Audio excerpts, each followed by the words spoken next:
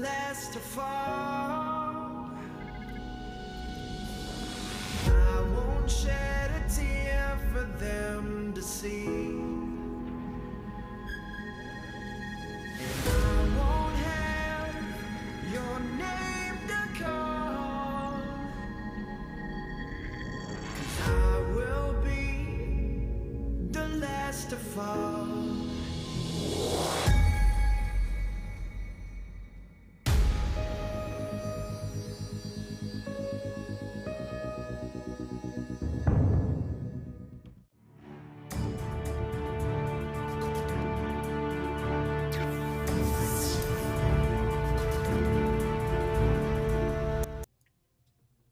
And we're back. So as I mentioned, we're going to say hello to the crew, let them introduce themselves, and then we'll jump right into how they're going to get out of the situation that they're in. So let's start. We'll start with top left with Dev. Tell us a little bit about Kolek and yourself.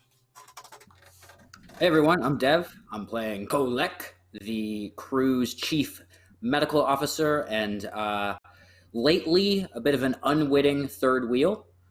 He's spent a good chunk of time trying to get the crew up to speed, but in the latest battle we found ourselves in, he is a step behind and is currently, I think, sprawled out on the floor watching everyone else exchange blows. Yeah, and looking out for the targ, right? You got your battle targ with you. Next, we'll hop on down to Cleric of Cord. Tell us a little bit about you and Tavana.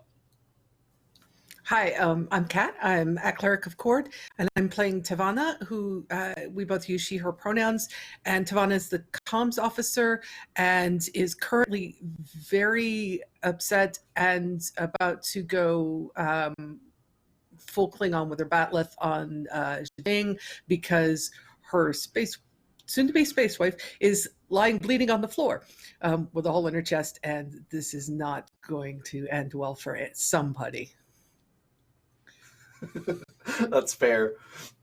Speaking of, Hedda, tell us a little bit about Valkyris and that situation. Hey, I'm Anna, also known as Nymeria941 online, and yes, I am said space wife bleeding out after getting shot in the chest at the end of last episode and ending on a cliffhanger.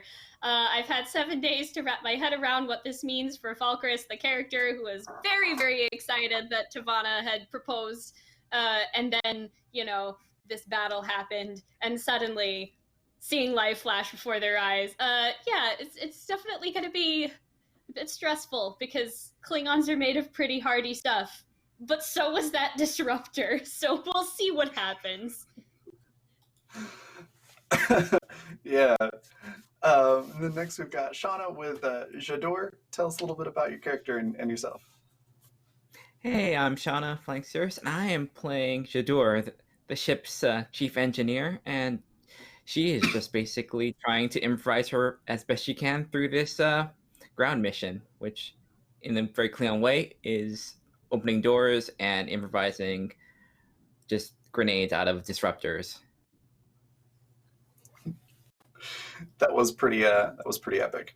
All right, and then last but not least, Buster with Baaj. Tell us a little bit about both. Hi, I am Buster, or Buster Ochpomouche. I play Captain Baaj, who, as stated earlier, was kind of in the Federation for a while, and now she's back in Klingon Empire, and they're finding the Sword of Kahless together with her amazing, super brainy, awesome crew. And we left off with her kind of this Jing guy, or probably about to face off because she was trying to get an idea of what the deal was, and Tavana was like, classic, hey, villain monologues are dumb, shoot the villain while they monologue. So awesome. Best crew ever. They make exactly the kinds of decisions I would. Like, as out of character too. But yeah, great, amazing crew. And I'm very sad. I'm very sad, you guys, that this is our last session for now. But it's been really fun, and you guys are all excellent, and I'm very honored that you have been under my command. Oh, Awesome. Likewise. Yeah, and then I'm Raven. I'm the game master. I'll be playing everybody else that you meet in this universe. So, we left off last week, as has been mentioned. Jaing had been sort of monologuing, kind of revealing like, this is my master plan. I've got the sword of Kahless, and just like the Federation, decades ago teamed up, or the Klingon Empire decades ago teamed up with the Federation, who had been their mortal enemy. I've forged a similar alliance with the Herc, and he mentioned that House Doros was the rightful leader of the Empire, and basically was going to use this alliance to strengthen the Empire, go conquer again, with all this new technology and these new ships, and essentially lead the Empire into a new age of glory, and beseeched you all to join him, and was promptly dodging a disruptor blast from Tavana at the end of that speech. And I think we're basically, that ended was with Baaj getting ready to react. So, Baaj, what is your reaction to this?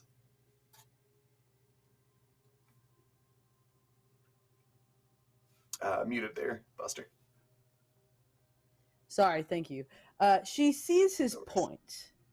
Internally, like, this is her inner monologue, like, she sees the point he's making, and she actually thinks it's somewhat reasonable.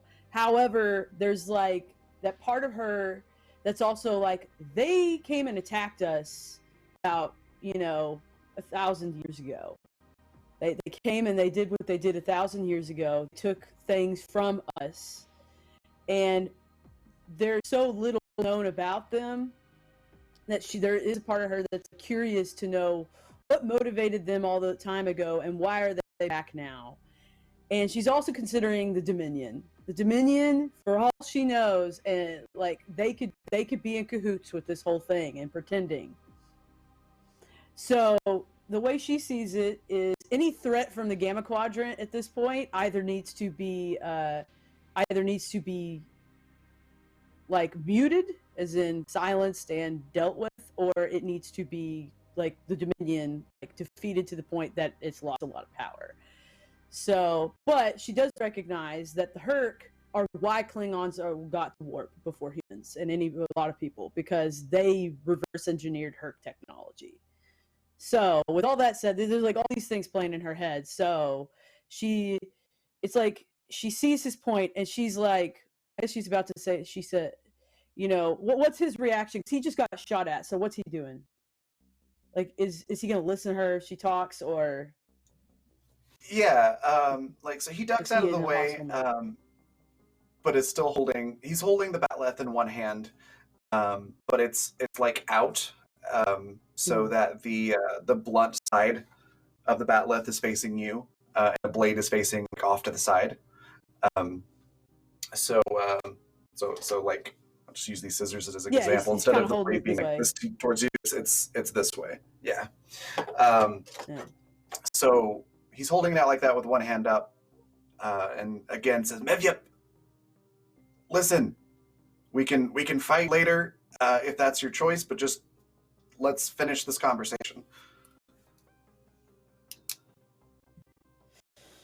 At this point, Can I shoot him again? Kahless, after getting shot in the chest, is gonna press a hand to the wound where they're bleeding out and just try and like stop, the strength of multiple hearts from this conversation to occur, and then just take a swipe at this asshole with the bat'leth.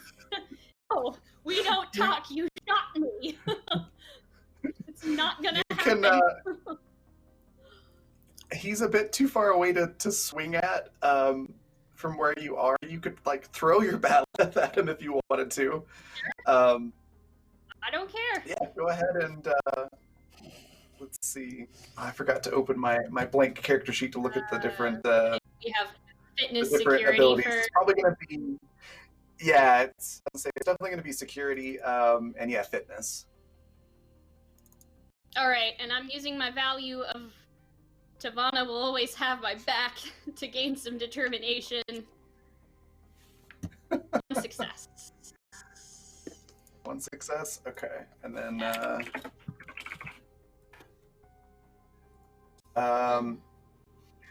he also got a success, actually 2 successes, and he's behind a chair, so I'm going to give it to him. He dodges the batleth, and it just sort of clangs on the floor behind him.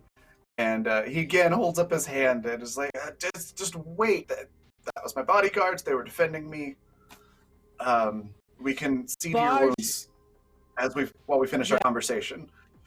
Barge will instantly, like, she won't even turn, but she'll just kind of, like, she knows where Kolek is behind her, and she's gonna, like, she doesn't have to look at him, she's gonna point at him and say, treat her wounds. At this point, like, Barge kind of wants to attack too, but she's also being smart and trying to stall for a little bit of time to get her some treatment, because, yeah. So, and she just kind of puts the hand up at everybody else, like, chill for a second. And Barge looks at him and she says, you have been away from your people for so long. You intend to just go in and be our leader. You have not put any time or sweat or blood into being the leader of the Klingon people. Rightful places based on birth are one thing, but we should do away with that stupidity, because you clearly, sorry, I get my voice all over the place. You clearly are not prepared for this. If you cannot even convince this room of Klingons that just killed most, if not all, of your men, how do you expect to convince an entire people? It's a pretty compelling argument. Let's put some dice behind that. Let's go with a presence and command. Yeah. Can I use composure as my like, is that a good focus? I also have diplomacy. Either. Composure, you could do one or the other, but not both. Yeah, I can't. I just what I'm saying. You can only use one at a time. One of those might apply.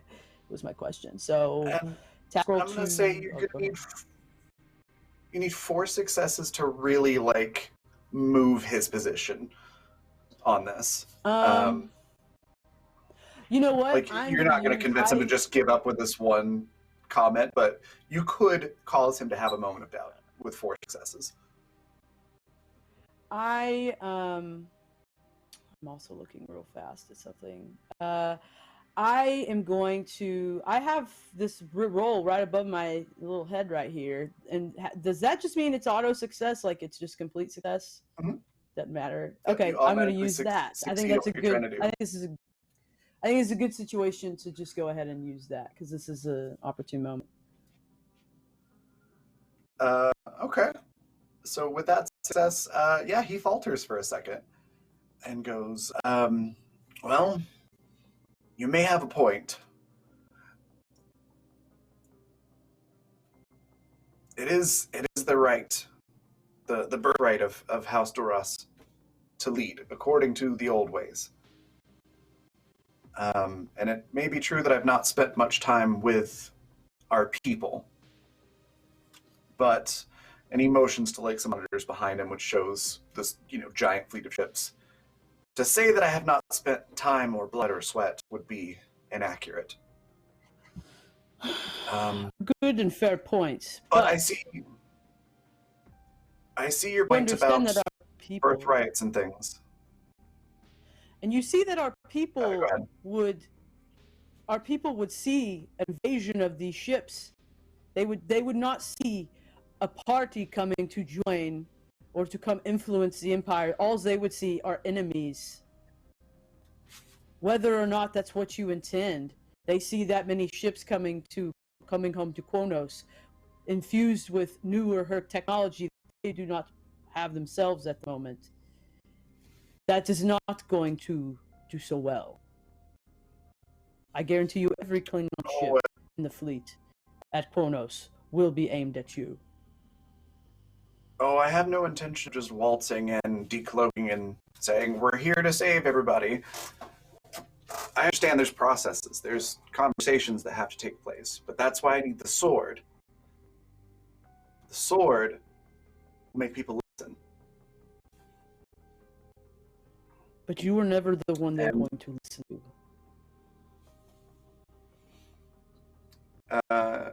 And he kind of, at this point, he's been pretty like nice about everything so far, but at this point he does kind of give you like an intimidation kind of look and goes, the House of Dora still has many allies in the Empire. But it has many foes that outnumber its allies. And this is where she is just gonna pull up the bat laugh. And basically she's going to challenge him for this whatever leadership he thinks he has. She's essentially challenging him for it. So no matter what happens, like if he dies in this fight, she is the person who the rightful Duras position holdings. So she just doesn't see him as, she honestly just doesn't think he's a young kid technically. Like she sees him as kind of a young kid who has a lot of big hopes and dreams and is on an interesting track and very innovative, but he just doesn't understand his own people, and that's his crux. And she is here saying, I understand our people. You don't. I'm going to show you why you don't understand our people. What ways you don't understand. So yeah, that's it. Yes, more monologuing. Okay. To his, I think to his credit, he pauses and says, because you use that auto success, which is, crit roll. He'll pause again and say, all right, I understand what you're saying. Before we go through with this challenge, I will not back down from this challenge, but before we go through with this, perhaps there is some merit to what you're saying, and perhaps, as you mentioned, doing away with the rights of birth succession and everything, perhaps in reforging everything, we should reforge the way our empire is led as well. And perhaps that means we team up. Men have run the empire for far too long. I will not tolerate birthright based on your gender anymore. All right. It doesn't make sense, people. It doesn't make sense in canon. Anyway, I'm sorry. It's just I have to make a stand now. It's stupid. I totally get it. Klingons are incredibly not sexist in some ways, and then in others they're super sexist. Literally, it's weird. It's like the only places they're sexist is politics, like having women on the High Council and having women be like the acceptor of a house. Even it's like feudal, like right. Even the oldest girl in the litter won't get. It's gonna be the oldest male. So she's just like she doesn't understand it. It's an interesting way that their society is constructed, but he just sort of nods and is like, all right, fine. And he just sort of throws the chair aside. Am I able based on at this point Baj's to... order? Sorry, Anna, go ahead. No, Kolek, you go first.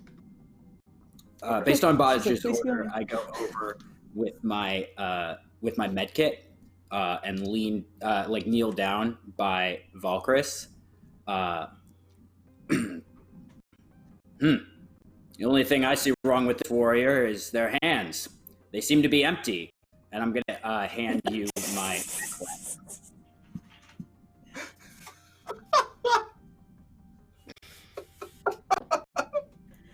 That's the classic Klingon. Can I shoot Kolek? Actually treat you. I think they just sort of look up at you with its steely glare and is just like, it would be unwise at this juncture for me to release hold of this artery. Can you please help patch me up quickly? Fix me. Today is not a good day for me to die. And then they just look over at Jading, just like, I'm coming for you, dude. Jing just looks at Kolek and Valkyris and looks at Kolek and says, patch up your comrade. and then it looks at Valkyris and goes, "I'll deal with you after," and then looks back to Baj as he flings the chair to the side and gets ready to face this challenge. And then also I saw that Tavana had moved over to Valkyris as well, correct? Okay. So Jaing is getting ready to accept and go through with this challenge from Baj. Kolek, I will let you go ahead and roll to patch up Valkyris. It's going to be probably...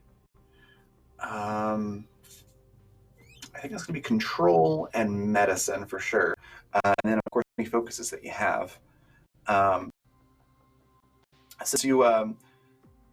the scene hasn't really ended here. You're kind of basically still in combat, just sort of at pause.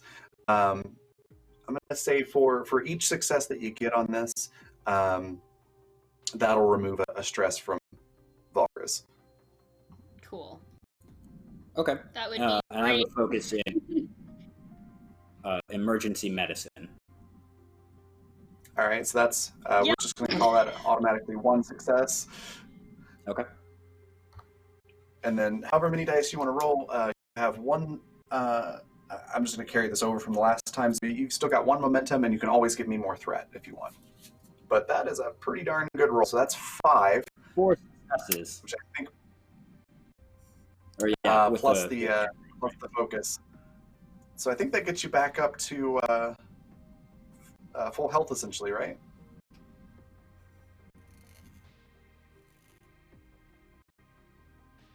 Because I think you get 9 or I 5 was stress muted. Yes, from. yes, it does.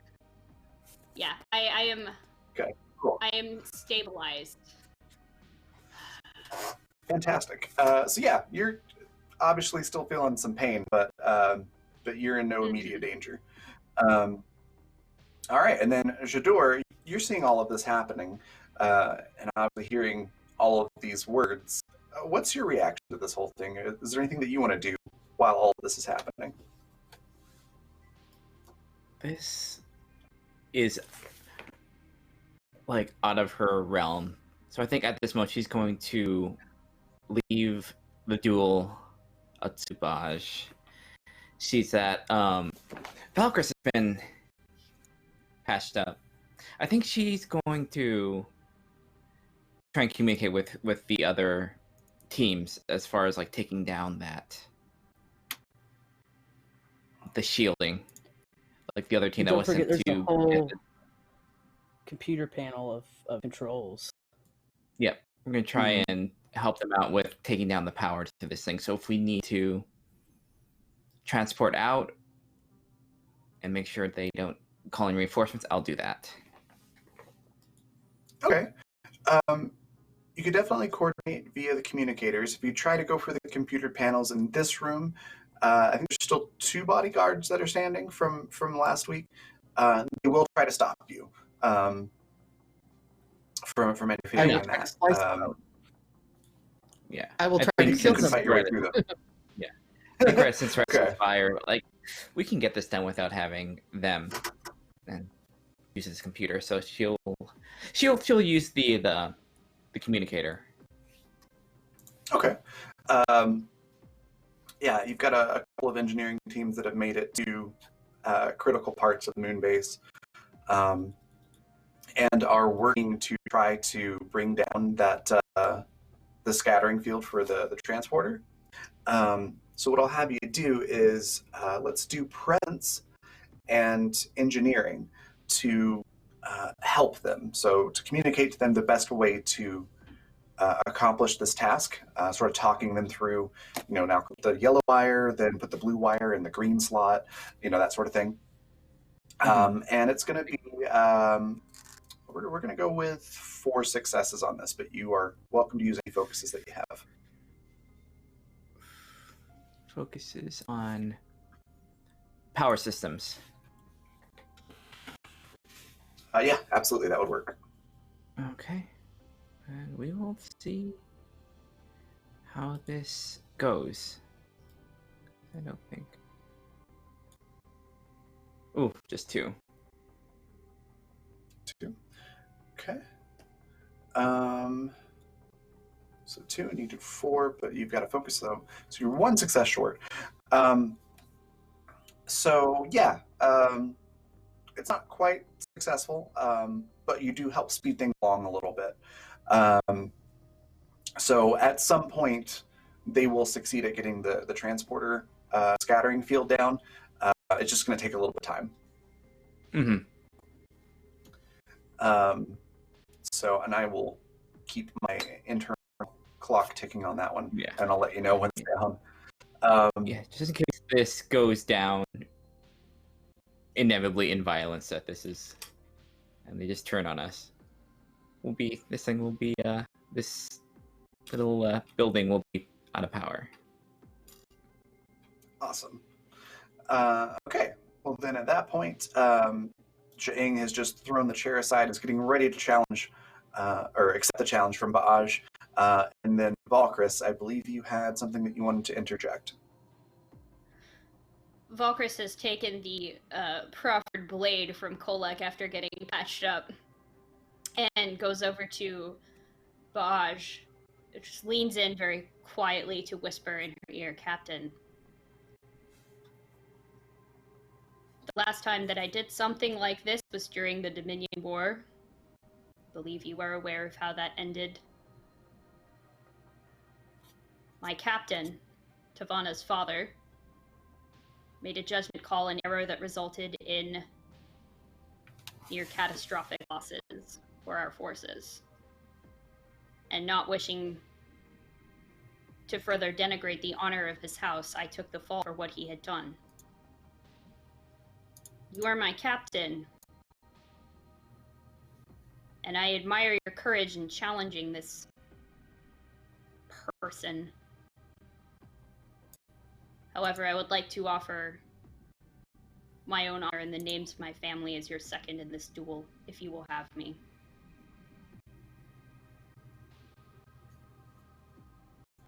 I will not deny you such honor. We have every reason to be proud of our culture and who we are, and to share that with people across the galaxy. But this brings no pride. This brings no honor. His way is not our way. And it will be stamped out. As you say. She likes what you said, that's why she's growling.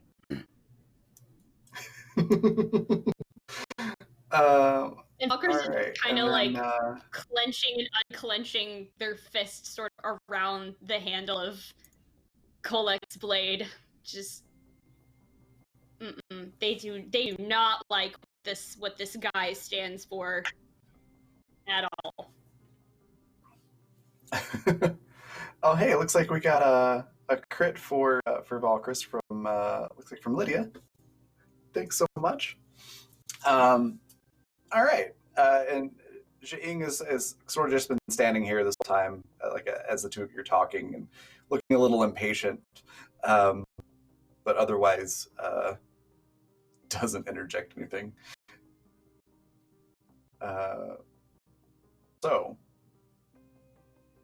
Is Valkris gonna go ahead and start the fight then? Does Baaj have a response at all or anything like that? Response to him or her? Or they? To Valkris. To Valkris. Well, yeah, she just kind of was like, yes. But yeah, she just with that conversation over, I think she'll make the first blow. I mean, she might as well strike while the iron's hot, baby. You know? Strike while the iron's hot. And just to be clear, what Valkris is offering is not necessarily to take over the fight, if that is something that Baaj wants to do. They have just offered to tag team. Step in, yeah, if necessary. If Baaj wants, we gotta do the but rest of the that would be Baj's prerogative to accept or decline. She accepts it. Like she accepts it. Like her thing is like it's kind of more like like she's gonna make the first strike and stuff. But like if something like you felt like she was gonna like have it, like she was full, like she was fading. Yeah. Like I'm basically step making in. sure that like we're good enough in terms of honor that I can step in and stop you from getting like decapitated, and you won't be upset at me or something for not just letting you die in combat. Klingons gotta like, yep. Mm-hmm. Yeah, she recognizes the importance of like honor is not just like a personal thing; it's a shared thing. Exactly. Yeah. Oh, look at that. That's another determination because that's one of my values. Nice. Okay. Well, Jang's just standing there in combat stance, ready. He's not taking the first swing, so. Yeah, Bosch does. She's gonna hit him real hard. All right, I already got fitness and security. Got a 1. Yes, to beat a 1. Oh, he did. He really beat it. He dodged like deftly. Yeah. Really, really well. So well, in fact, that I'm gonna say go ahead and roll control and security real quick to see if you can hang on to your batleth. Damn it! Okay. So yeah, he deflects so well that he's able to just take the sword and do a little fancy flourish and knock the batleth out of your hand, and it sort of skitters against the wall, across the floor against the wall. You can like dive for it; it's within diving distance, but it's definitely not like let me just pick that back up and then swing. And it's his turn, and yeah, he's just gonna full force over the head strike towards you. With 1 success. So I gotta dodge that. Oh, I dodged it pretty well. Yeah. You are able to sidestep out of the way. It is your turn. And you're currently without a batleth. Batlethless. I tried to say that fast, like 3 times fast. Batlethless. Oh no! Batlethless. All those speech impediments from when I was a kid coming back to me now. So let's go ahead and get so Batless out of her hands. She's gonna, does it take her a turn to pick it up? Yeah, because you're gonna have to either walk over to it or like dive down towards it to grab it. Yeah, she'll kind of do like a sort of like a can work with like her basically whatever his next attack is, it's like her attempting to dodge while she's getting that, like she kind of ducks to grab it, and then she's gonna do the broken batleth. Like she had it in one piece before, but when she picks it up, she's gonna pull it apart and do the 2-piece. Okay. Valkyrie So, is awesome. watching this guy like a hawk, just to make sure that if there's any opening that he tries to go for on Baj, it's not going to happen. And what did the juice do to us? I forgot that. What did it? It gave us another determination, right? It gives you basically like a point of momentum that you can spend. Yeah. You can spend like on that turn. Okay, cool. I just wanted to remember what that was. So like it's cool. So as soon as you use it, you'll need to spend it on that turn, but it just gives you that extra momentum. So yeah, basically what happens, he swings overhead, you sidestep it, you go to dive for the your batleth and separate it, and as you do, he swings to the side and misses you because you're dodging and rolling. That's not his turn, this is just for flavor. And then yeah, you've got your batleth in 2 pieces, and you're back on your feet and ready to defend. Also, what's happening during this fight, Tavana mentioned moving forward to keep the bodyguards from interfering, and they also moving forward. So you basically got like this wall of Klingons, like you see in like a high school movie where each a other. fight breaks out, and all the other kids just form a circle to keep them from going in there. It's kind of what's happening with the two groups. And with that, Jing is going to sort of give you like a nod of approval, like I respect how you just got your weapon back, and then charge you, just like with a thrust with the batleth, thrusting forward, and is going to attack again. Oh. So that's Oof, like double 4 crit. successes. That's 4 Yep. success. God, man. Oh, okay. All right. I'm gonna blow on my dice. You've got here. one momentum in the pool. You've got your Colex thing that you can use, and you can always give me threat.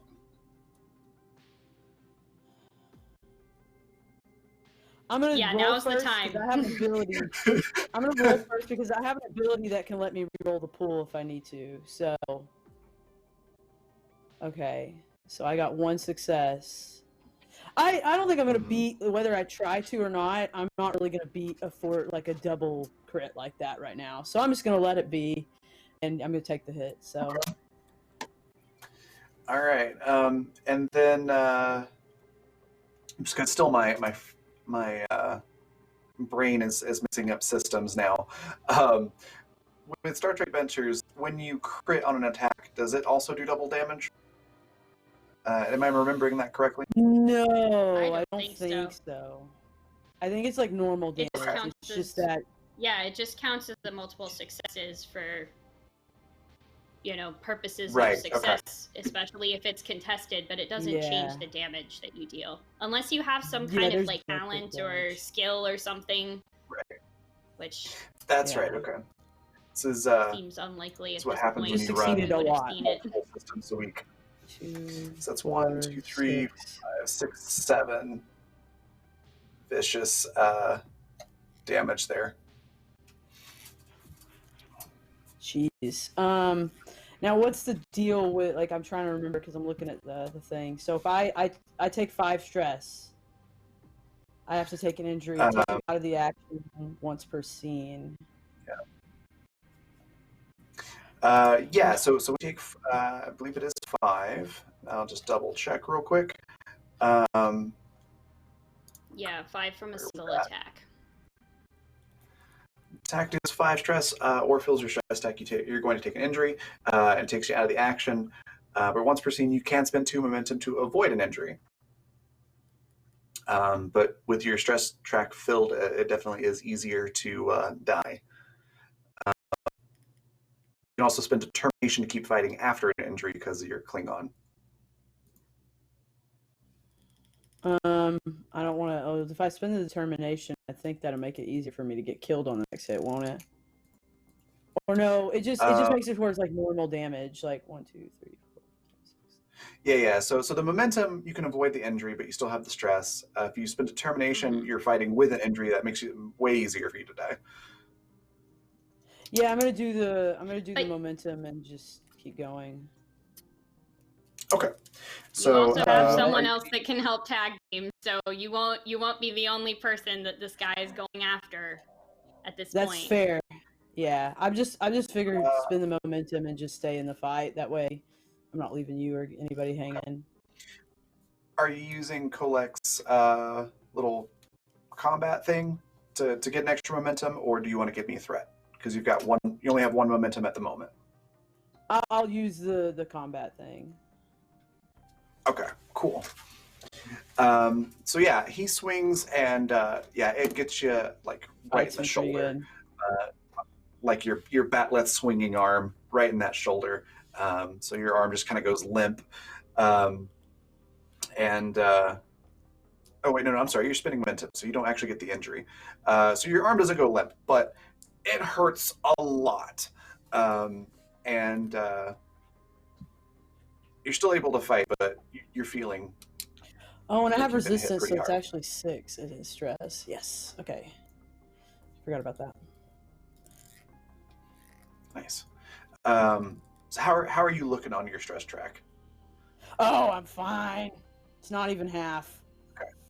Yeah, you're She's you're like- like a tank, basically. Yeah, That yeah. is super tanky.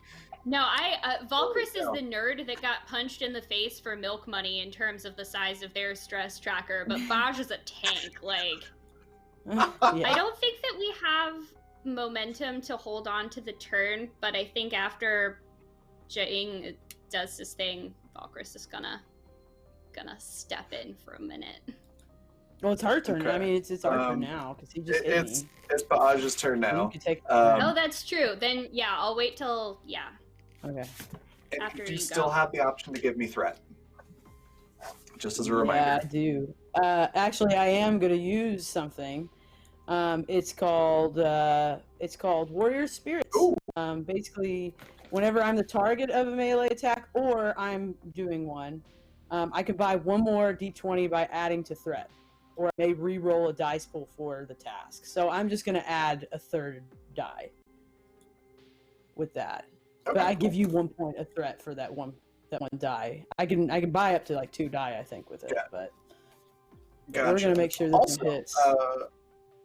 thank you to Draku, or Draku. Yay. I apologize if I'm mispronouncing it, but 2 crits to Buster.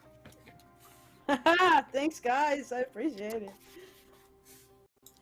You know what? I might as well. I'm just And gonna one to use one. Shauna, I believe. Give me back my thread. I'm gonna Oh, use and this. one to I'm gonna Shauna. use the Awesome. die.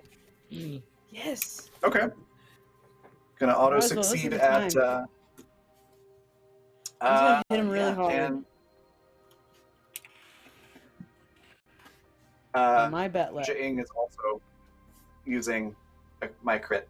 And go ahead and just describe how you're attacking with the Batleth here, with your crit here. I basically, because it's broken into 2 pieces, she sort of like, she takes that hit, but then she like off to the side where he like the eyes probably focused on where he hit her, and she's kind of laughing, and she's like sort of like there's like a sort of like a strap that keeps those 2 things together, like it's pretty long, so she has a room to move with it. It's like a strap, and she's basically like, when he's not paying enough attention, and she just basically like starting to get some momentum in it, and she's basically just like does a like almost like a whip crack with one of them to shoot the other one like into his face. Okay. If that So makes with me sense. She using sort of the whip crit cracked for him in. so with me using the crit for Jaing, you get this super epic, awesome looking swing with your Batleth, and it's coming right towards his face. And at the last second, he just flips the Batleth around, and so the blade is like right here. And it just clicks off of it. There's sparks that fly off, and it looks super epic and Dang it. amazing. And So mad and then right he now. takes I can't even get one hit off, and you're just gonna take it away from me. the finale. I got the crit. I gotta At use least it. you wasted your crit on a dodge rather than an attack. I have to give you that. So, well, not wasted it, but used it. Like, oh, dang it! Looked cool. Can't have too messed up of a face. Can't have a You know what? Give me Batleth my scar. threat back. I'm gonna roll one more die. And then give me back a threat. No, I'm just kidding. I was gonna say, I think though at this point, sensing an opening is when Valkyris is gonna come up alongside this guy and just like, and I would like to use my crit to auto succeed at my attack against him because Oh my god, you're the best. Valkyris is just done with this guy. Done with this guy messing with the captain, telling us how to live our lives. Tell us No he's more. gonna be our military dictator. Yeah, no, thank you. Just, we have uh, Martok's not good dictator. enough for you. just to confirm, Mhm. not telling you not to do this, but just making sure everybody's clear. So Baaj and Jaing are locked in an honorable duel. Neither have taken lethal damage or enough to knock them down, and Valkyris is going to step in and attack Jaing. Is that correct? Well, that's why I had the whole conversation with Baj, however long ago it was before this began, of like, hey, if you need Yeah, backup, he had plenty of time. do to say you no, accept but me you were stepping in? demanding. And she said yes. And Valkyris is making the call that the captain needs backup now. So yes, I am Okay. going to do it. Just checking, because Baaj isn't like down. Like Baaj is I still know. continuing to fight. Okay. I know. Totally fine. Yeah, go ahead and roll damage since that is an auto 6. Well, I suppose I could potentially crit as well. Nope, I didn't. So go ahead and roll damage. I don't think so. Okay. So that's 4 stress. Yep. Okay. Yeah, he takes the hit. He's sort of sideswiped by it, completely unaware that the blow is coming. He's just so focused on blocking these flying bat'leth halves that are coming from Baaj. And you're able to get him from the side. As you do, the bodyguards enter combat. I was going to say, as I see Valkyris, as Tavana sees Valkyris move, she knows Valkyris. They've fought, they've sparred. She knows what's coming, and she's going to preemptively just step in. And the bodyguards are probably watching.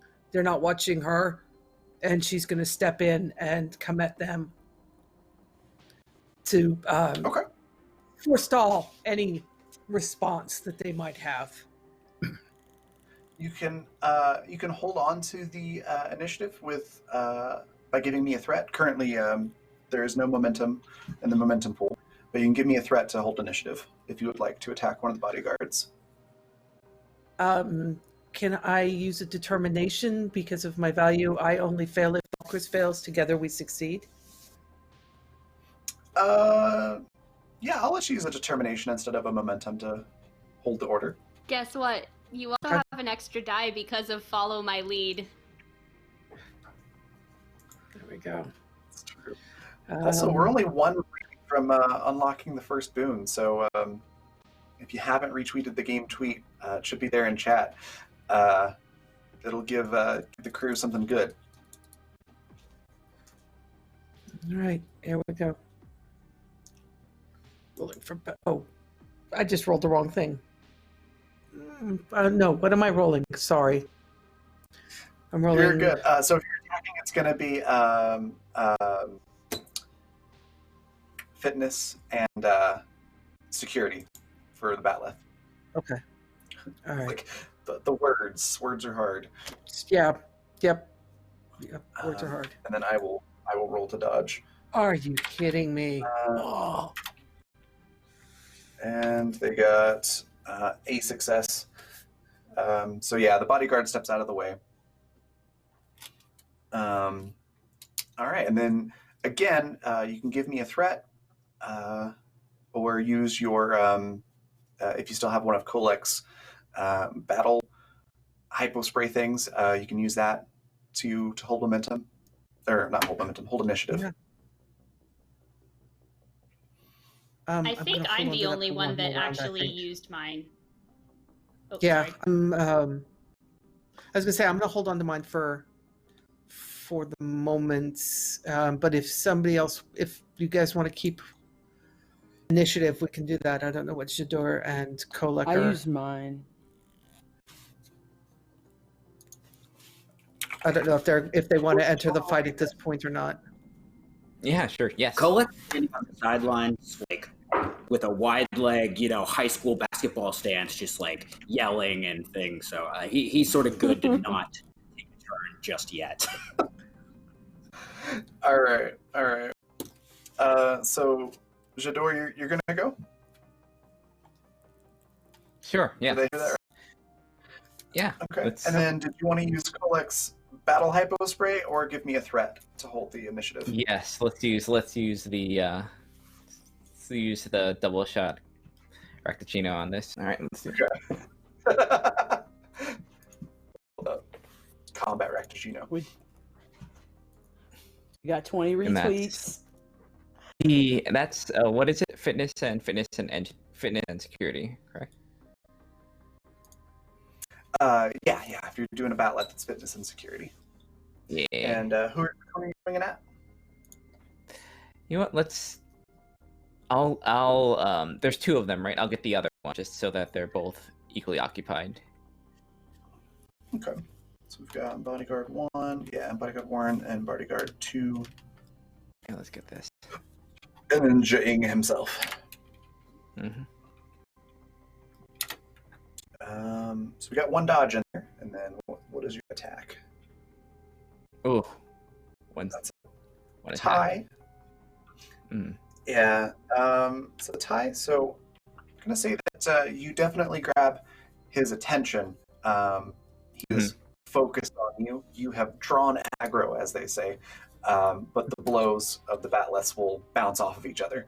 Yeah. So it doesn't do any damage, but you accomplished your goal of getting his attention. All right, and turn will go back to Jing and Pals, unless you all want to do threat or momentum to hold turn. Because I think Baj and Kolak still haven't had a turn this round.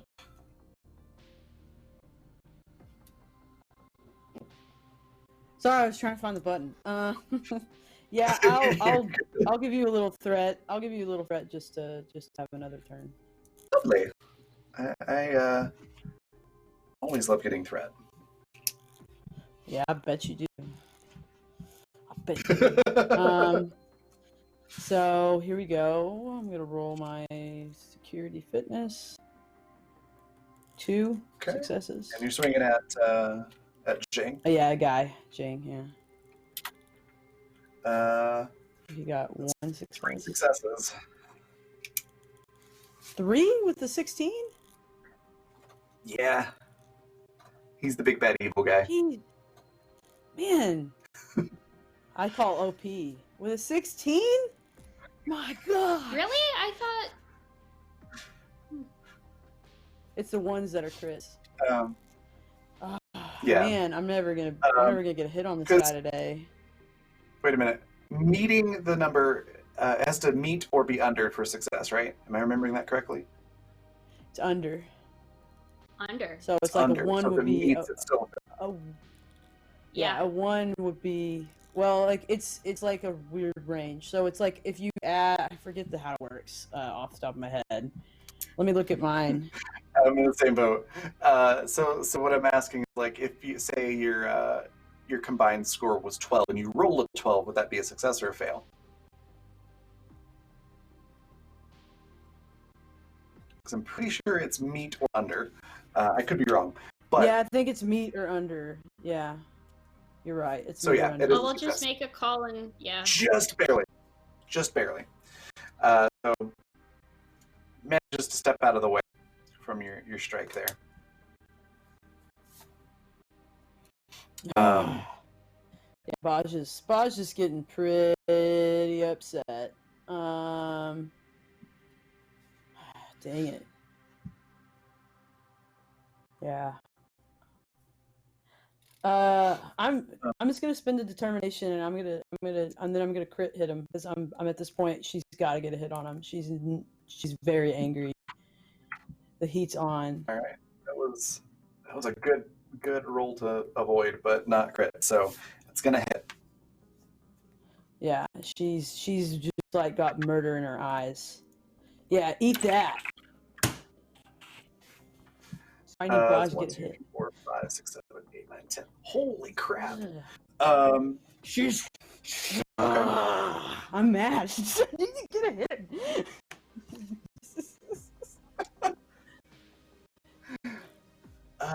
So that's 1, 2, 10, 14. Okay. And let's see here. I'm going to use his determination here. He's going to keep going, but he is very much so injured. You get a really vicious hit on it. He's not looking too good. He's looking pretty rough. Yeah, she's just baring her teeth, and it's real now. I think we probably hold on to the initiative in this scenario. Well, he just spent Guy's hurt. determination to hold the initiative. Oh, he did? He Oh spent, wait, he spent can't. determination to Can he? Yeah, he spent determination to determination shrug showing off. Yeah, despite injury. injury. Yeah. Oh, I'm He's sorry. I using thought you. his Klingonness to Gotcha. ignore the injury for the moment. Yeah. Right on. Okay. But yes, but still, you could give more threat or use momentum or Yep. determination to hold turn for Kolek to go. Otherwise, it'll go I'll over use to Jing. I'll use a point of determination to hold on to the initiative so that Colette can take a turn. Just keep the Okay. pressure on this guy. Okay. Let's see. Kolek is unarmed, so he's going to. What do we have for? Are the bodyguards are in the action here now? And there's 2 of them. Is that correct? That is correct. There are 2 bodyguards that are in the action. They're both relatively healthy, and then Jing, who's basically holding his gun with one hand and still swinging the bat'leth with the other. Cool. I think Kolek should do a targ tag team tackle of one of the bodyguards. All right. Let's go with control and security do this sort of like joint attack then. Okay.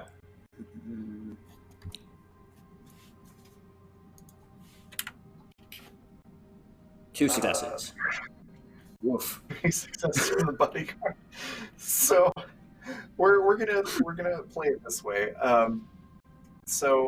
Kind of like Jador, you get the full attention. You don't really do damage, but you get the full attention of that bodyguard.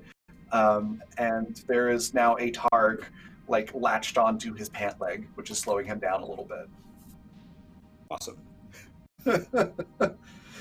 And with that, it's going to pass on over to Jing and Pals. Jing's not the happiest at the moment. Barge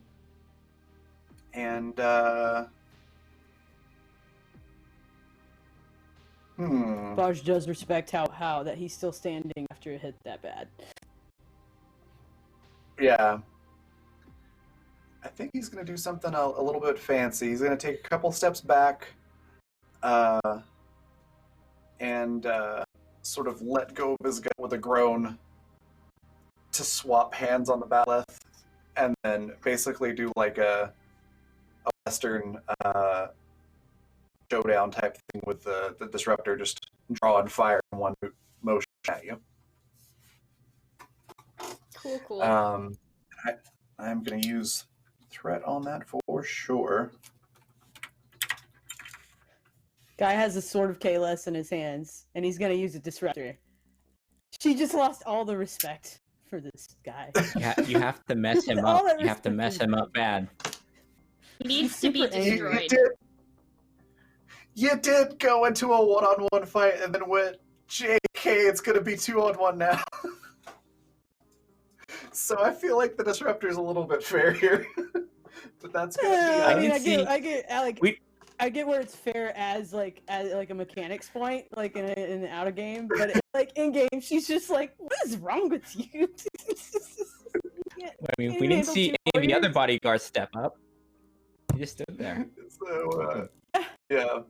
They didn't block her. They two should have. That's successes. their job. Shooting at you, Baj. Ugh.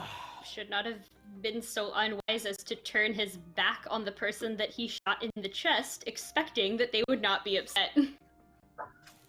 I'm giving you a point of threat to use my warrior spirit to add 1 die. All right. Yeah, eat that. All right, you managed to dodge out of the way. Yes. And it'll I'm super good at stuff. go back to your crew again. Whoever would like to go first. I leave it to you guys. Unless you just want me to kill him.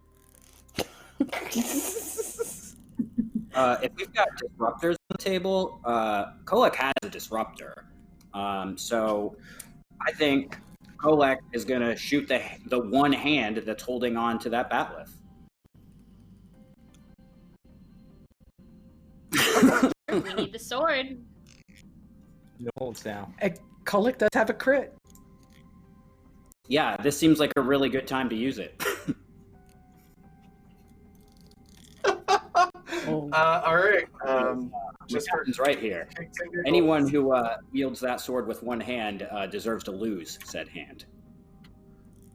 It's a All good right, point. That was a good roll to not avoid it, but it's not a crit. So yeah, you hit the hand, he drops the sword.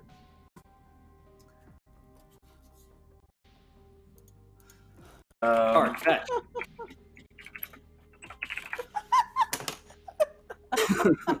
Is this Targ? The This, chosen leader. the target just starts like going like this with it, and it just starts hitting everybody in the pretty ankles. much. That's a bad guy. Like when dogs Pretty they do much. that thing where they're or like this is the best. Oh man, So great. guys, I love you. So great. so All much. right. Y'all And then momentum or threat if you want to hold on to the turn. How much momentum do you have? The I still pool's have my empty. momentum from my your juice, so I can use that. your hypo sprays. Mm-hmm. I feel like now would be the I time missed to that. use How many those. momentum do we have? We don't have any in collectively, our 0. pool, Okay. but That's he what I has needed. his But the hypo combat sprays, cocktail like, thing. give you one. Right. Yeah, they give you one sort of like temporary momentum. Hmm. So are you use that then? Yeah. All right. Then whoever would like to go next. I think Tavana is squared off against the bodyguard that shot Valkyris. I'd like to use my crit to get rid of him. All right. Again, just for kicks and giggles. Nope, not a crit. You hit. Go ahead and roll damage.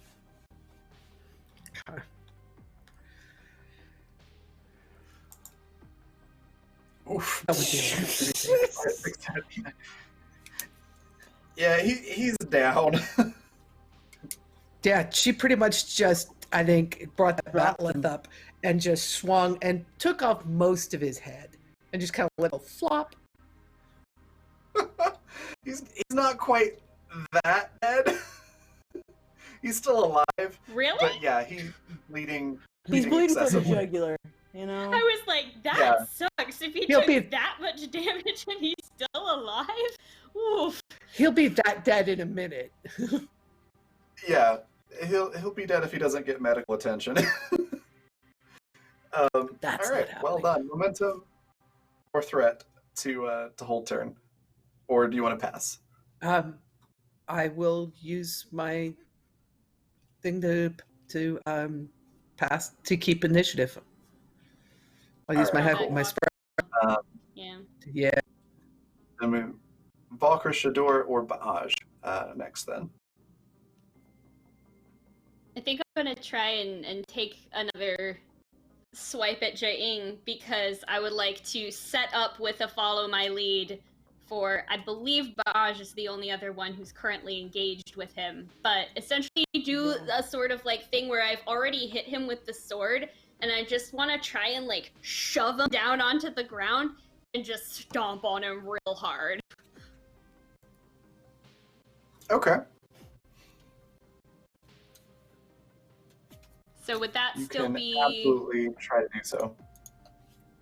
So you're looking at Security, fitness, fitness? and security. Yeah. okay?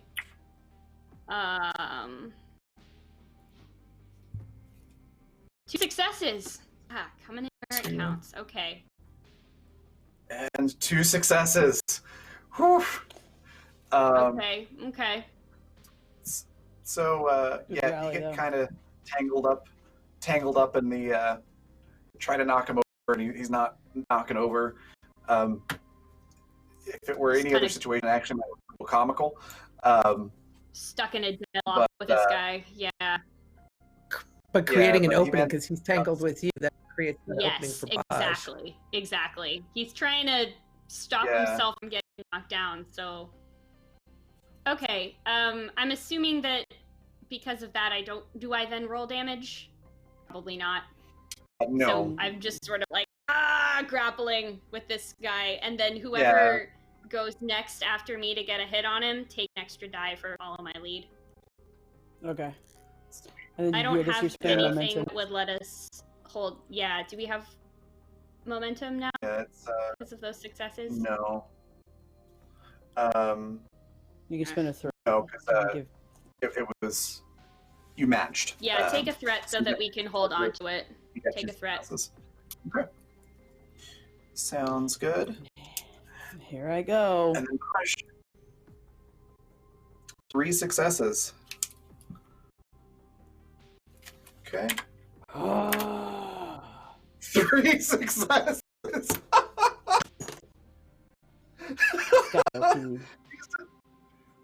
He's determined to not die. So yeah, you take a swing, and I will say this, just for flavor wise, he just like blocks with his arm. So you've got like part of a battle stuck in his armor, and his arm's bleeding. But he decides to basically sacrifice some pain and an injury to his arm to block that. He's really not looking great. But it is his turn unless you want to hold momentum. We don't have it. Like, I don't want to give you any more threat right now until we get some momentum built up too. So, I mean, personally, I'm finally gonna give him a turn. It's, I guess, once in a while he should be able to try.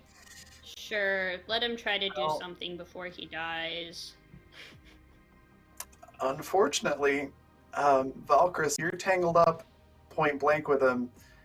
He's still got a disruptor in his hand. Oh, geez. Yeah.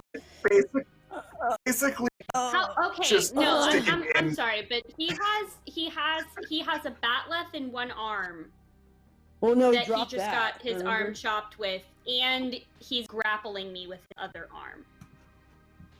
He's not grappling. You're just sort How of is like the disruptor going to work with that narrative? okay. So Kolek shot the one hand that was holding the sword of Kahless. He dropped that. Baj swung with the other one. He so left hand. And he's got it in took his left hand arm. up Yeah. and took it there. He shot Okay. at Baj with his right hand. And then you came up and were Okay. trying to trip him, and he basically held his ground. So like you're all up on his side, and he's sort of tangled Okay. up with you, but he's not like grappling you. Wow. So he's still got Okay, the then gun I in his misunderstood hand. that based off of the Like, description there. Okay, so what do I roll to Sorry dodge about this?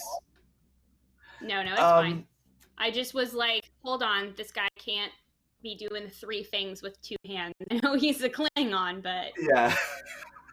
okay. Yeah, no, he's basically just like, all right, my left hand's useless, so I'm just going to use that arm to block a batleth strike. All right. Then yeah, he's shooting point blank. So I'm going to give a circumstance bonus of 1 extra die there. Spend determination, grow third arm. Yeah. All right, so that's 3 successes.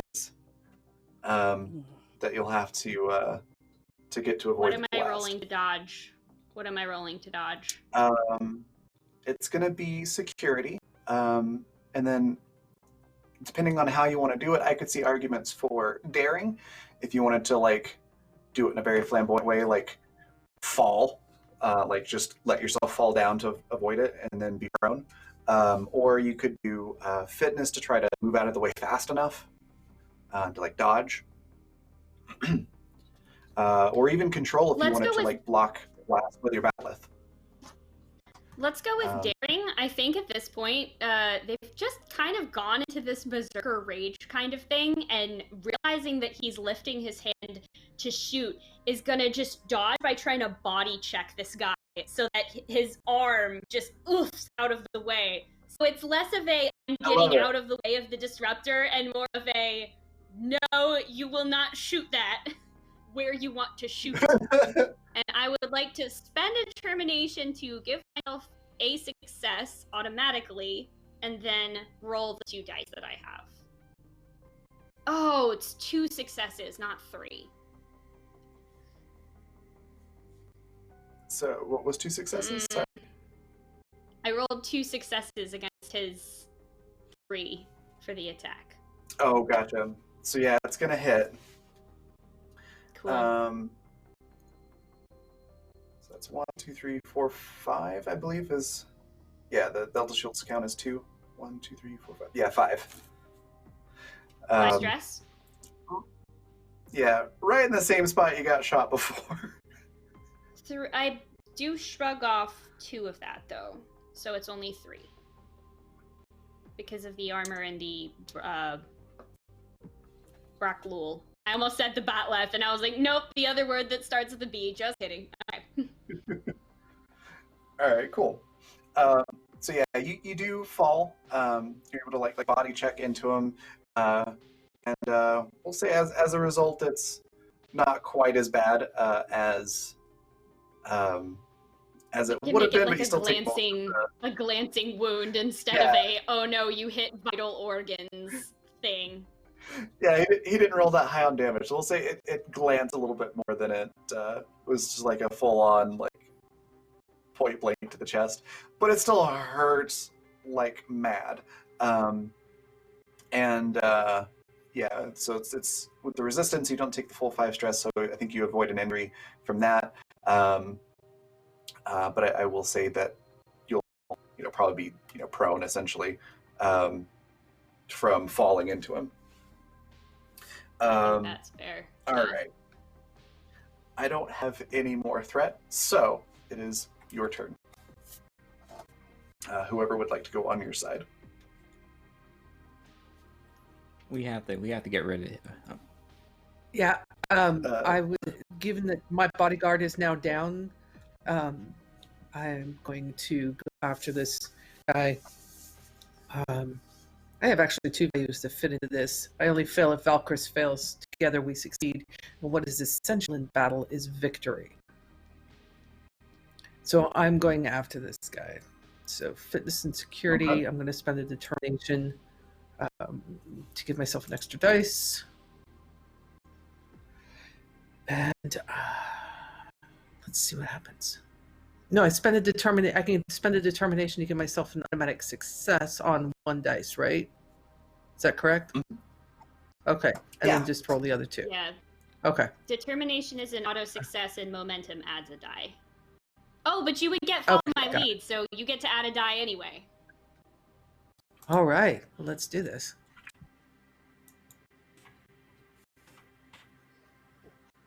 Okay. They're going to succeed in dodging. I'm just going to quit rolling now.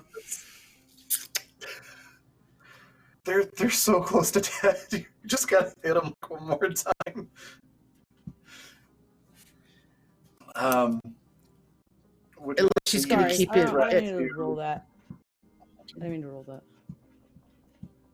No worries. Um, Would you like to use threat to hold on to the looking- turn? I'm looking, but wait a second. I'm looking at, like, I'm trying to understand something. So they got 1 success from the 3. And then the 11 was also a success.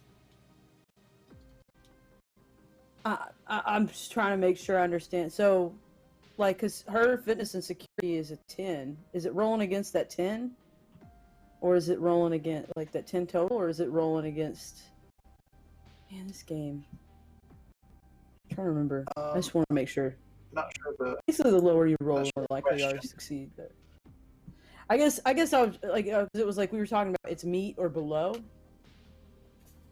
and I Mhm. guess I thought in my head that the success depends on, like, I guess her fitness and security. So I figured he's rolling against it. So if he made a 10 or below, that would be a success. But I don't know. I could be. Oh, I'm basically rolling against their their target number from their stats. So Jing has their own stats, and then if That's they right. succeed Okay, at the I want roll, to make their their target stats. number. Okay. Yeah. That's, Yeah. I just want to make sure. So, yeah. I'm sorry. Where were we? We were about to decide if we were gonna Good. take a turn, like a turn. You can use.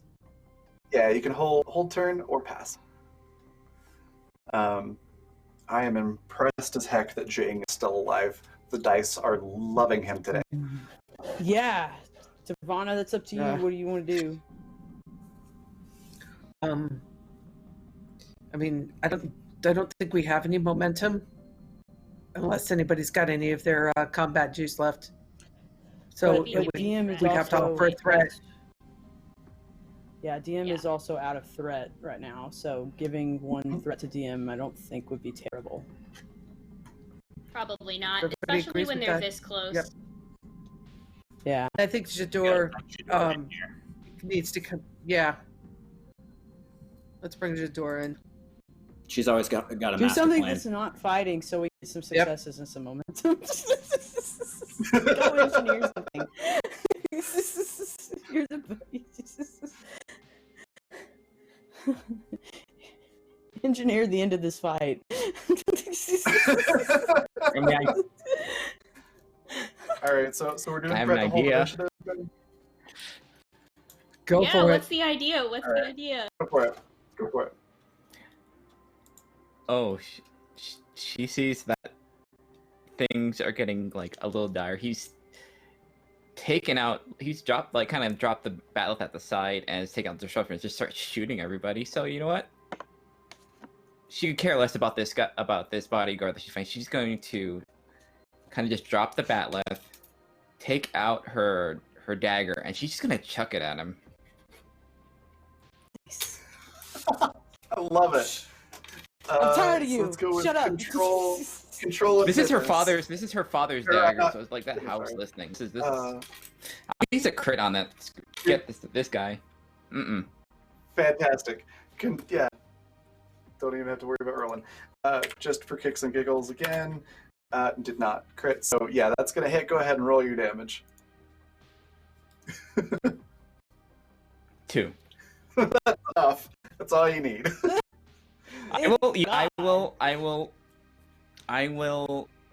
Coach this in a way that it gets him like in the back of the leg. If someone wants to just like do like the finisher, by all means. No, do the this is finisher on him. all you. This is all you. Go Yes. for it. Do it. I think she'll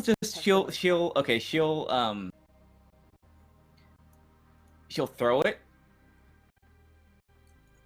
and it'll hit like just square like somewhere next to the spine. It's a gift from the houseless. Okay. Yeah. The Freaking blade makes contact with its target, and yeah, he just sort of slumps down to his knees and looks at you all, and reaches down, picks up the sword of Kahless, and just weakly holds it up before going, "My brother will avenge me. House Doros will live on." And fall over dead. Gives him some Valkyrie some just respect. kicks his hand off the handle of the batleth and then turns to Baaj and goes, "Captain." Yeah, Baj just she just kind of kneels down and just like has this moment of I can't believe I'm about to touch it, and she grabs it like gently, you know, kind of pulls it up, and then she sort of like, is that her guy still alive? Yeah, he's still Security alive. As you're going to reach for the sword and everything, hearing Jing die, he bolted. He took off. It's He'll We're get on taken one, care or- of by somebody back, one of our troops in the back. You Coward. know? Guard, come back. Let him run. well, Yeah, let him run. Let him have his, fun. yes. Well, She his just house holds may it for live. all of you to see. his house may live, His but house may live. he is dead. mean, she'll pull the dagger back and just not even wipe it off, just stick it back in her on her belt. That's the Klingon way. Tavana Gives it extra flavor spits and on the tetanus. body, reaches down to offer an arm to Valkris to pull them upright onto their feet. Thanks. Raj just holds the sword for all of you to see and touch and admire.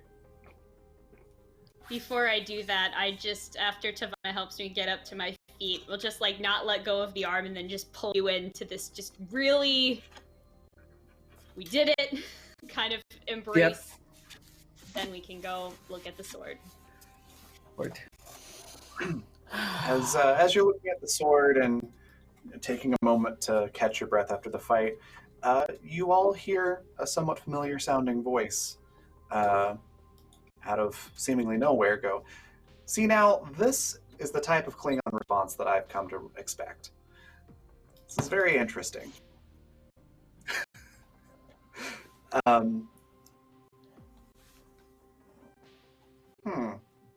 We'll see how you handle the next part. Captain, Baj. Do you mind if I call you Baj? I'm going to call you Baj. Do you like games? I do like some. Fantastic! I love games. We'll see how you like this next one. And then the voice is gone.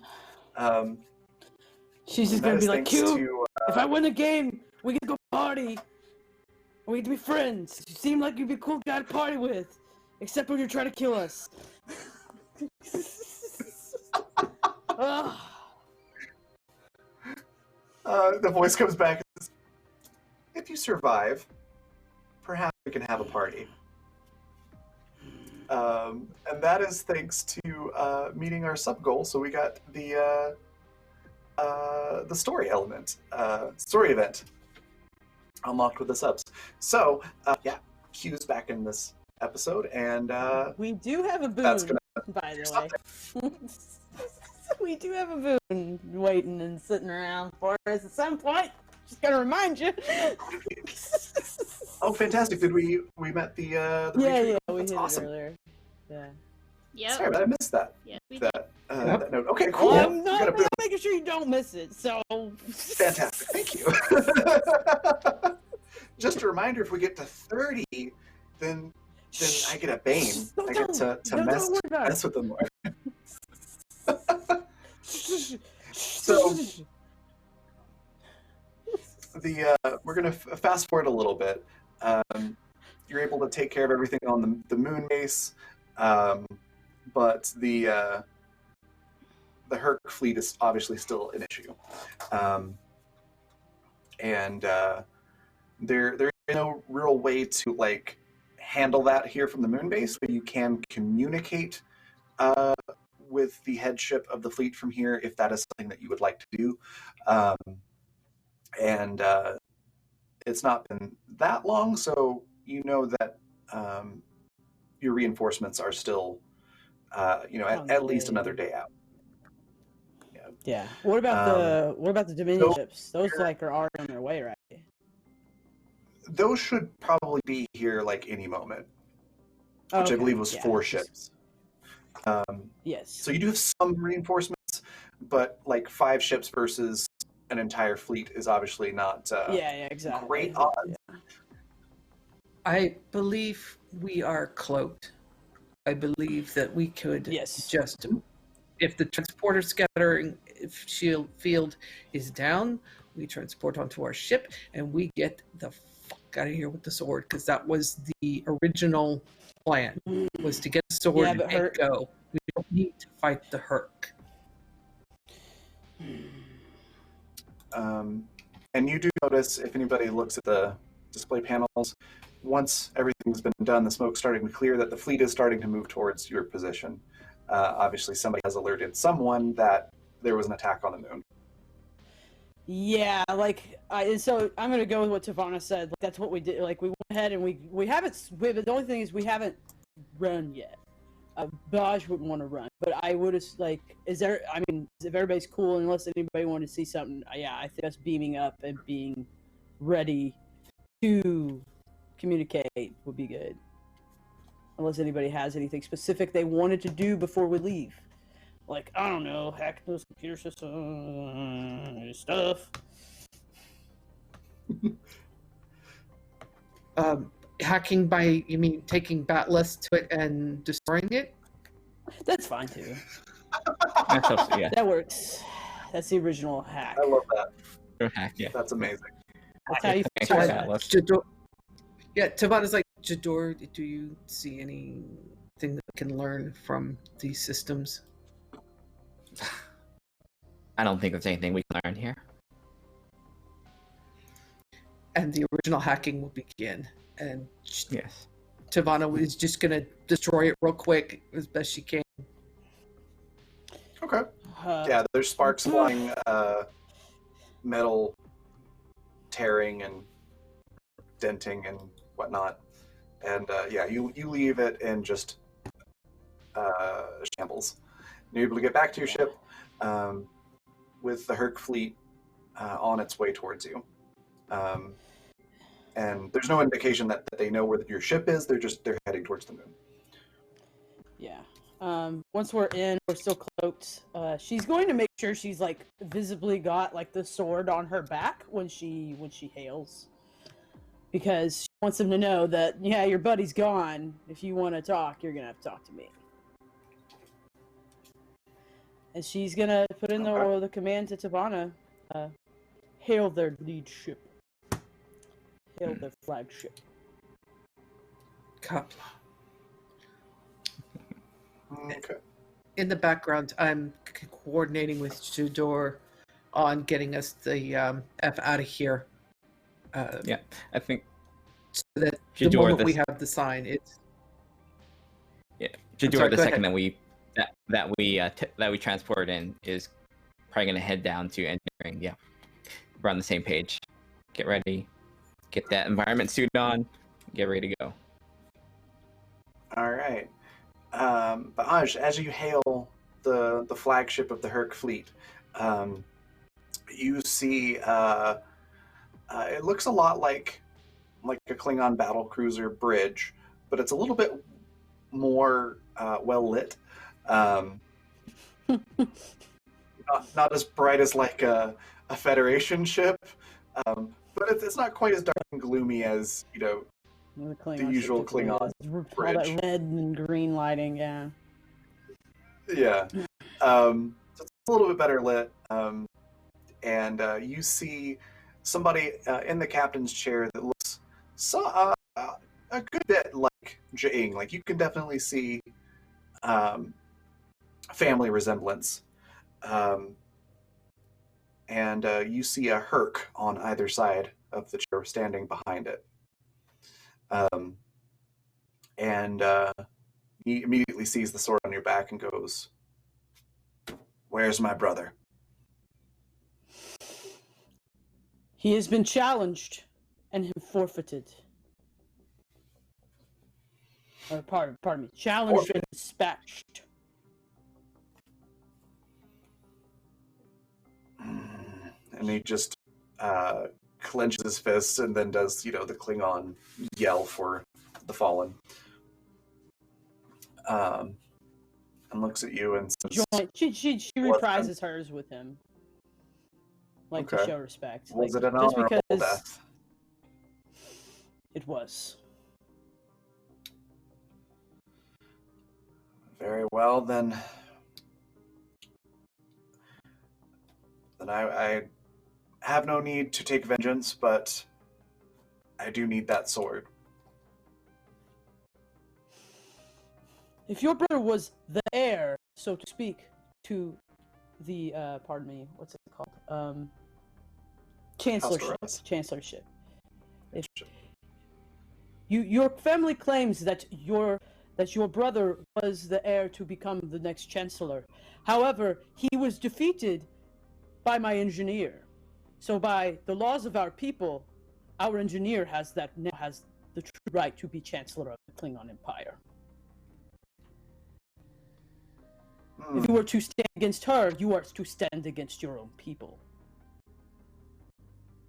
You know this. Well, if your engineer would seek to be the new leader of the Empire, then I will have to challenge your engineer. If you challenge her, it will be on her terms.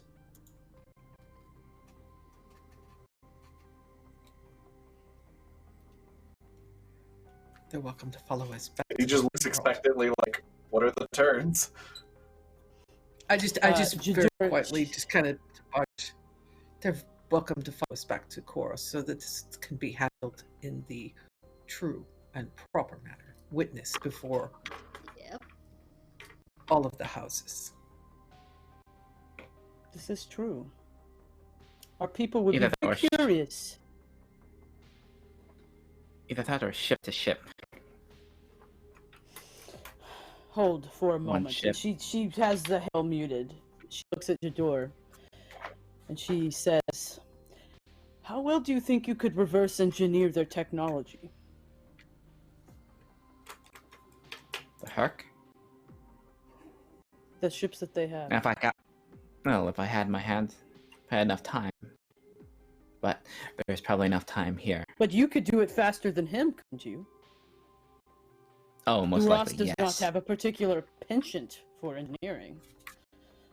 No. Not every battle has to be between batless crossed. What do you have in mind, Captain?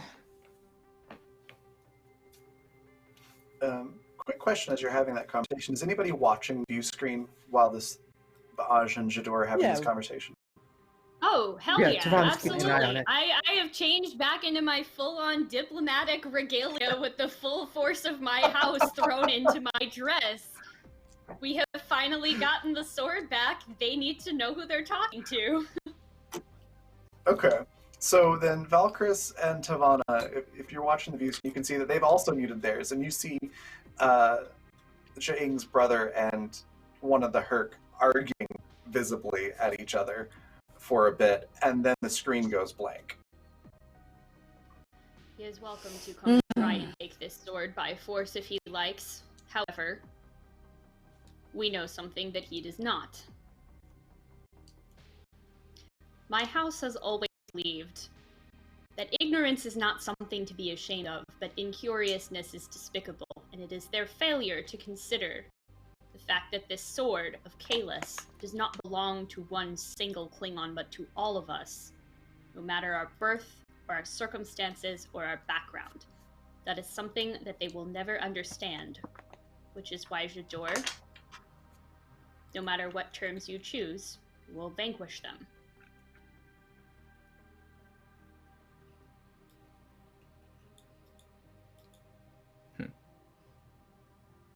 What was your idea, Captain, again? I admit I'm out of my depth with this. Well, my idea was going to be that there be a challenge between you and him directly to reverse engineer a specific part of their technology without any assistance from the Herc. However, I see that they have gone blank, or that they have gone They have blank. gone. Well, Hail them Yes, again. What was going on? Communications open. Did they say There was anything? appeared to be a conversation between rather heated conversation between his Herc companions and himself before the screen, before communications were closed. And then I rehailed the ship. They answer the hail, and when the screen comes on, you notice that the brother is no longer on the bridge. And then there's this just giant of a Herc standing there. Yeah, they're like an average Herc is like a meter taller than a Klingon. They're huge. Yeah. This dude looks big even for a Herc. Yeah. He's just huge and bulky. Looks like he could, snap a human in half by blinking. Just very powerful looking guy. And he gets online and he's like, yeah, Jaing's brother is overcome with grief, and I will now be in charge of the Alliance for the moment. We need that sword back. Why is the sword so important to the Herc? It's a Klingon artifact. Not so important to us as it is to keep the Klingons here happy.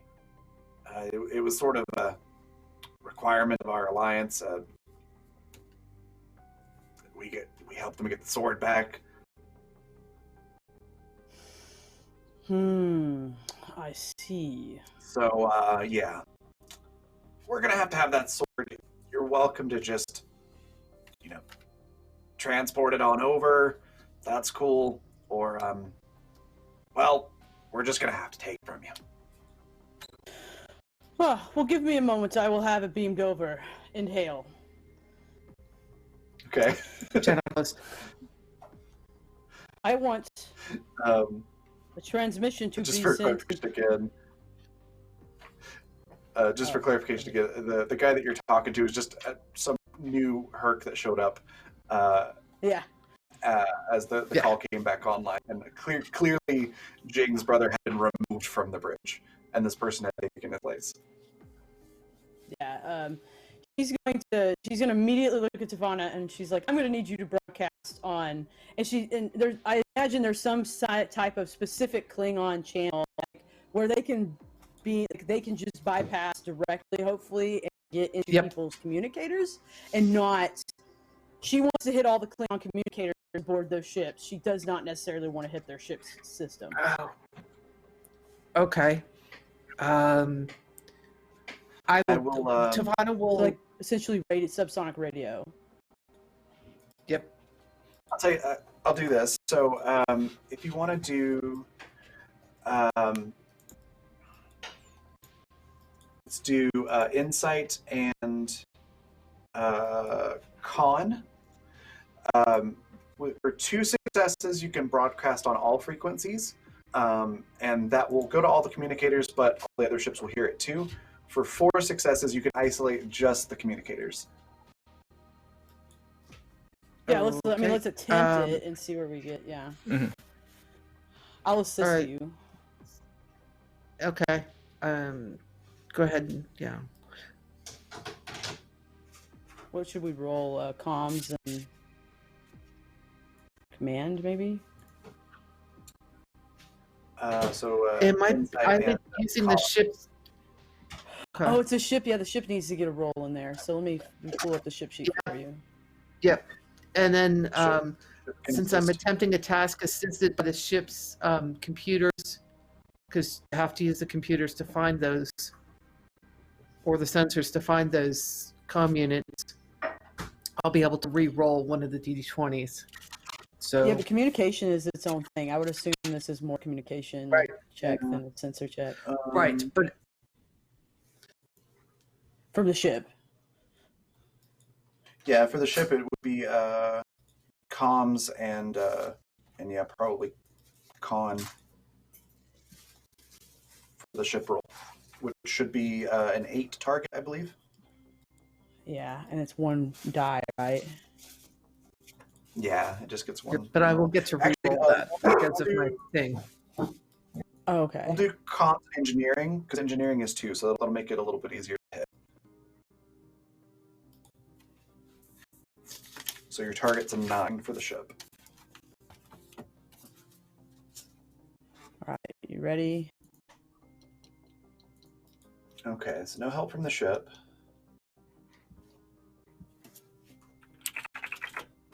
Can we spend determination on ship rolls? I can't remember.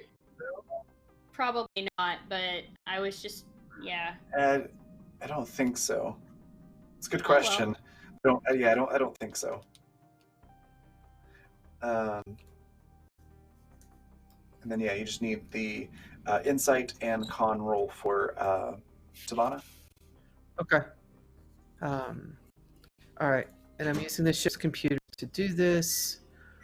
So that's that. Okay. There's 3. 3. 3 successes. So you can 3 successes. you can broadcast to all frequencies and get a momentum. Unless did anybody else want to assist? You can have one more person assist. Try to get that Well, extra I'm going success. I'd like to go ahead and re-roll that 1d20 One. for ships because of my technical expertise. Oh, so I need to re-roll Okay. for the ship real quick for you. You can do it, or I can re-roll it. But I have it up. I can do it real quick. all right, There you go. You got Yeah, one. we go. That's, Ah, there we go. Yay. Heck that's yeah. 4 successes. Fantastic. So that is a full success for what you wanted to try to do. So yes, you've isolated just the communicator frequencies. It's not going to the other ships or anything like that. Just that one ship. Wherever, Okay. wherever you were wanting to send it to is where it's going. I was pretty much trying to get as many as I could in the area that we were able to, whether it's like one ship or it's a couple, it spills over to like a ship and a half, that kind of thing. As much as it can spill to, reasonably. So basically, she's going to broadcast and she's going to speak in only Klingon, on the off chance that the Herc may not have grasped Klingon yet. In a Klingon, she's essentially going to say, "Warriors, how dare you dishonor yourselves by backing our old enemy? How dare you back House Duras in such a dishonorable way, or in such a dishonorable task? It is now your duty aboard these ships to take back, if you would like to have your honor back in the eyes of the Empire and your true Chancellor, you must eradicate the Herc from those ships." So she's essentially telling them, you need to take care of this problem aboard those ships yourselves, because you're the ones who are dumb enough to think that this was a great idea. Because, and then she's also going to add on, if you have learned nothing from our history books, the Herc only mean to come to our quadrant and lull us eventually into what was the word? Not oppression, but no. Subjugation. They only wish to subjugate our people. They tried once, and they did not leave with us subjugated. Do not let this happen to our people. And then she's going to kind of put the extra oomph to remind them who the fuck they are. She's going to sing that song. She's going to sing Koi, Kahless, Pu, Glod, Koi, Pu, Be, Pu, Yapo, Mapo, Jeshuvi, Se, Machume, U, Mashog, Managish, Majok, Chu, Yebe, Majak, Wolf, Ku, Backlash, Meshbe, Jejo, Kida, Vapumati, Muparak, Mach, Kuma, Ekamash, Kumashuvta, Ma'o. Remember who you are. The whole bridge crew has joined in. Yes, and she's trying to remind them, you're Klingon, you're not Herc. Don't let the Herc enslave us, because that's probably what's going to happen. And if I need to make any rolls to help with that, like some kind of command thing, like to influence It's them. going to be a roll. That's going to be daring and command. It's a very bold move. But get an extra die for that epic song and how well that speech was put together. Yeah, well, it could have been better, but yeah. Thank you, I appreciate it. So, and I'm going to use my focus, because I mean, like lead by example is probably like the biggest focus that applies here, because she's I live a Klingon life, you should too. The song is like her example. It's going to be I mean, you're basically asking everybody to just flip sides. I'm going to say this is 5 successes needed to accomplish what you're wanting to accomplish here. But you do get an extra die from just being epic. And then you've got the option to do more threat, gain more dice as well. Do we have 0. Okay, 0. How much threat do you have, if I can ask that? I have one threat. I'm gonna give you a threat for it's this. secret, but I don't care. I'm gonna give you a threat for this, so that way I can get 4 die. So I got 5 with a crit. 3, 4, 5. There you go. In there. But I can re-roll that. I have an Fantastic. ability to re-roll that 0 if I need to. So Might as well. Could get some momentum from that. yeah, here, there, cool. There you go. That gives you 1 momentum. Yeah, I have command stuff that So- allows me to re-roll a command. Your speech and singing and everything is very moving. And through the communicator, you can hear some sounds of fighting happening. That some of the Klingons are fighting with the Hurt on these ships.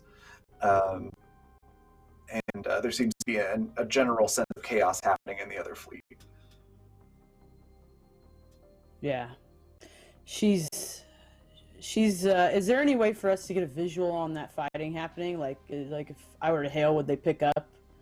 I don't know. I kind of want to find a way to broadcast what's going on to 1 or 2 ships, or what's going on in 1 or 2 ships to the other ships, so the other ships are like, oh, hey, there's a fight going on, and it looks like we're turning coat. Already plugged into their comms. I can broadcast that sound. I can broadcast that audio. Yes! Broadcast it to the ships. Broadcast it to ship comms. It's going out shipwide. It's going out to all bands. Even the Dominion is hearing it. Oh, great! The Dominion finally showed up. By the way, they're like basically there now. And the enemy fleet seems to be in chaos and disarray, and they're not answering hails. The lead ship. Any of them moving to actually have a ship battle, or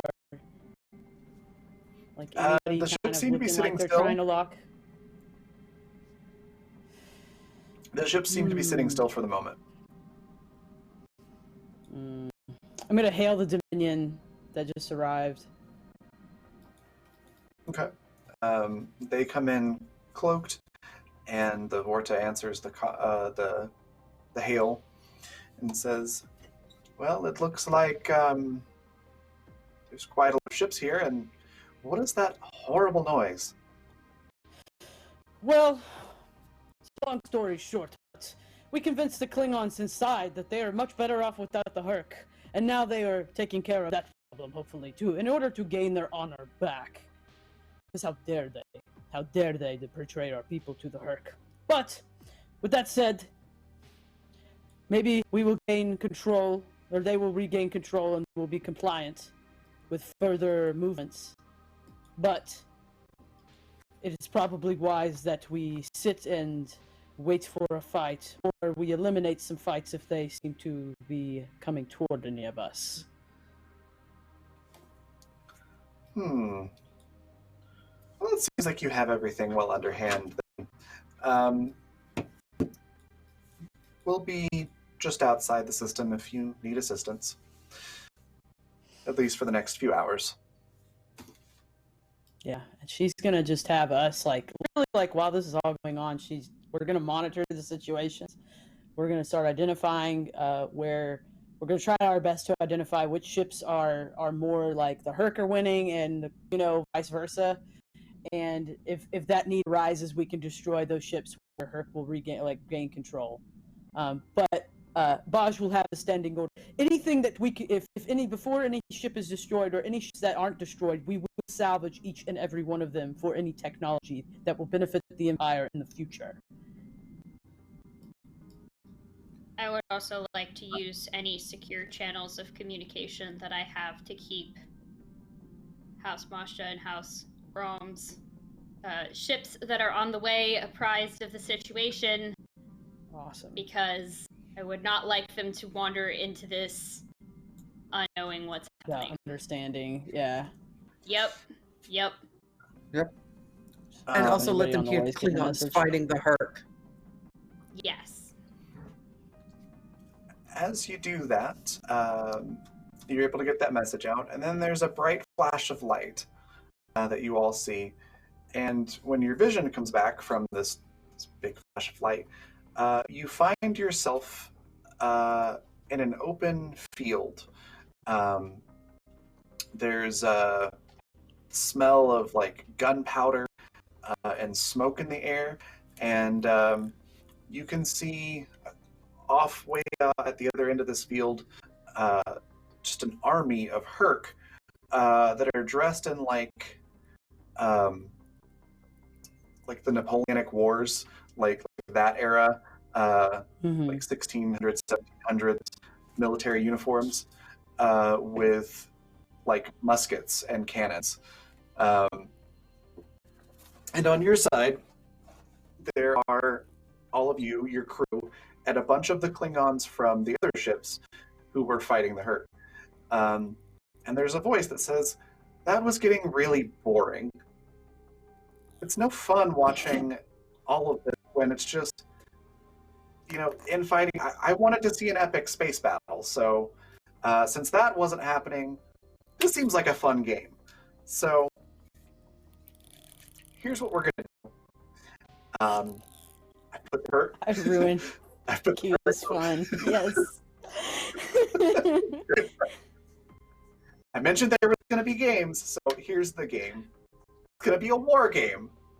The Hurt are on one side, you're on the other side, and whoever wins this little battle here gets control of all of the ships. And then we can see what happens. Q, if I could offer something, perhaps if it was snowing and we were dressed as the Russians, could you put Moscow behind us? Never fight the Russians on their own territory in the winter. That's like the biggest rule of Earth combat. Valkris just looks at you with this look of pure adoration for that You reference. guys know a lot of history. Make it more difficult for us, Q. Q Make it actually winter. shows up A Russian and winter. like a general's outfit and everything, looking like super, super fancy. And looks at you and goes, "That is not the question that I expected. Most of my experience with Klingons has been from Worf, and I frankly just think he has a micro brain. So I'm impressed. I will give you the boon of having you all be in Russian uniforms, and sure, we'll do Moscow in winter. The Klingons are fine with cold, right?" No, we're not actually, but whatever, we'll work with it. I know. that's yeah. He says that sort of a sarcastic way. It's like the Klingons are fine with cold, right? And snaps his finger, and yeah, you're on a field outside of Moscow, and it's freezing cold, and the field's covered in snow. We have the advantages that the Russians had. Yeah. I was just gonna say, why is he so obsessed with human history and ancestry? Is ours not good enough? God. Fine. Accept it, I guess. So yeah, you have the Apparently boon not. of that happening, and try to think of how to do this mechanically. Yeah, like from a maybe kind of like go back and forth, and it just kind of count for like squads essentially, like because this is obviously not super individualized combat. This is like a war. Oh no, This no, is no! an actual. I already knew how I was going to do. How I'm going to do that is Oh, what's okay. more the boon of the home field advantage. Yep. Yeah, I'll say you can. We'll just say that you can roll an extra die for your Okay. rolls when it comes to defense. Okay. So if you're defending, you get an extra die. Fair. So can I? And that- I'm sorry, that's your just boon. because that was not what I expected Q was going to do at all. So just to be clear on what's coming up, are we going to work through this as a more like tactics and strategy thing, or is this going to be Klingons with guns and bayonets? Because that then informs what Valkris wants to do next to prepare for this. More the latter. I'm gonna have you fight some Herc, but you've basically got like manual reload guns. Treat them like disruptors, but you have to reload after each shot, and you can of course have your Okay. battlets. Well, And And based on how you do, that's how the rest of your other Klingons are also going to be doing. And then, yeah, if you win the fight, then you get control of the ships. If you lose, then the Hurt get control of the ships. Those were the terms that Q laid out. So, you hear Klingons yell and Herc yell, and they start charging towards each other. We'll start combat with you all having the initiative.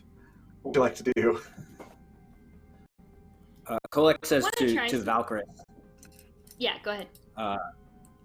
I admire the words of your house and have seen how well you uphold them, but when it comes to fighting the Herc, this is no place for curiosity.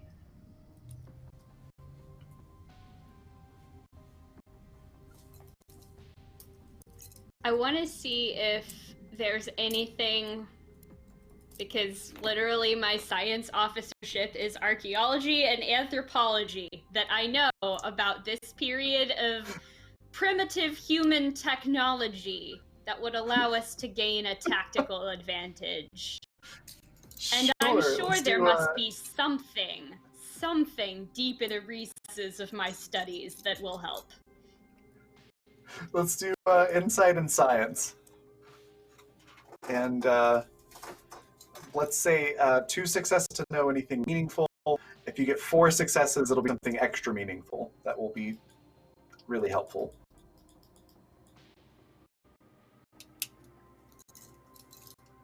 So, insight, science. I'm gonna. I guess I could. I should also I'll mention use you hear my drums focus. and pipes and Yeah. things like that in the background. I'm gonna use my focus in philosophy to help me out here, because that's the sort of like studious talent type thing that I have. So we'll get to roll 3 dice for that, and then I will spend a point of determination to get an automatic success. So I have 1 success, and let's see if I can get. So 3 successes. Okay. So that'll give you 1 momentum, and you find some information. So you Okay. know that that the sides that you're representing, that you know that the Herc are going to have a harder time with the terrain and the cold. This is sort of making the assumption that Q is making everything equal, which character, yeah, you're getting the advantage of defense. But now your character knows you get the advantage of defense.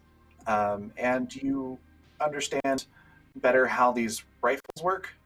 And so it doesn't seem as awkward to use them. And then I'm trying to think if there's anything else I can share with you that would be useful. Do we have cannons as well as? As You defense, do. we would. There are cannons on. Yeah, there are cannons on your side and cannons on their side. I was basically going to have the NPCs handle those for each other. But you know what those cannons are now. You recognize them, and the fact that if you see one fire, you need to not be in front of it. We should also that it's- avoid getting you're not these. We should also avoid getting these primitive weapons wet. They will not be as effective when we go to fire them if they become damp. And when in doubt, they'll sort of gesture to, we have bayonets that can be affixed onto them at this point in time. When in doubt, stick them with the pointy end. You hardcore warriors! I need 1 man per cannon, or 2 men per cannon. Like, she starts to do the whole, she's just gonna start directing everybody to positions and actually, It's amazing. she's gonna keep Valkyris next to her as sort of like a strategist. Be like, okay, this would be a good place to move, or this would be like if there's anything she doesn't understand. But she's super loud, so she's gonna bark out all the orders. She's captain. She's gonna bark out all these orders, everybody. And that way, I'm kind of pulling back because I felt like in the last fight I was really fighting hard to do stuff, and then now I kind of want you guys to I'm trying to I'm out of character. I'm definitely trying to pull back so you guys can shine. Yeah. more. keeping an eye out for spots in the terrain or any sort of natural features that we could use to either help ourselves or harry the attackers. Yeah. And Yeah, she'll there's like use some Or turns whatever to that is. call for Yeah. volleys of cannon fire, there's stuff some like that. little hills and like Yeah. dirt mounds and things like that where you can duck under for some cover here and there. And then you're hearing like Klingon opera on the fights and the war drums and everything going on around you. Hell yeah. And but give me real quick. Let's do a presence and command roll real quick. Okay. No DC for it. I just want to see how effective your orders are. See if you maybe get a bonus. 3. Yeah. I will say that the battle starts and you notice that your side is having an advantage. They seem to be winning at the beginning of the fight. But the Herc are closing in on your party here, and they are within striking distance with the They're trying to disruptors flank. or the right. Yeah. So Yeah. we're going to start combat. Who wants to go first on your side? Yeah, I just did that, so you guys feel free.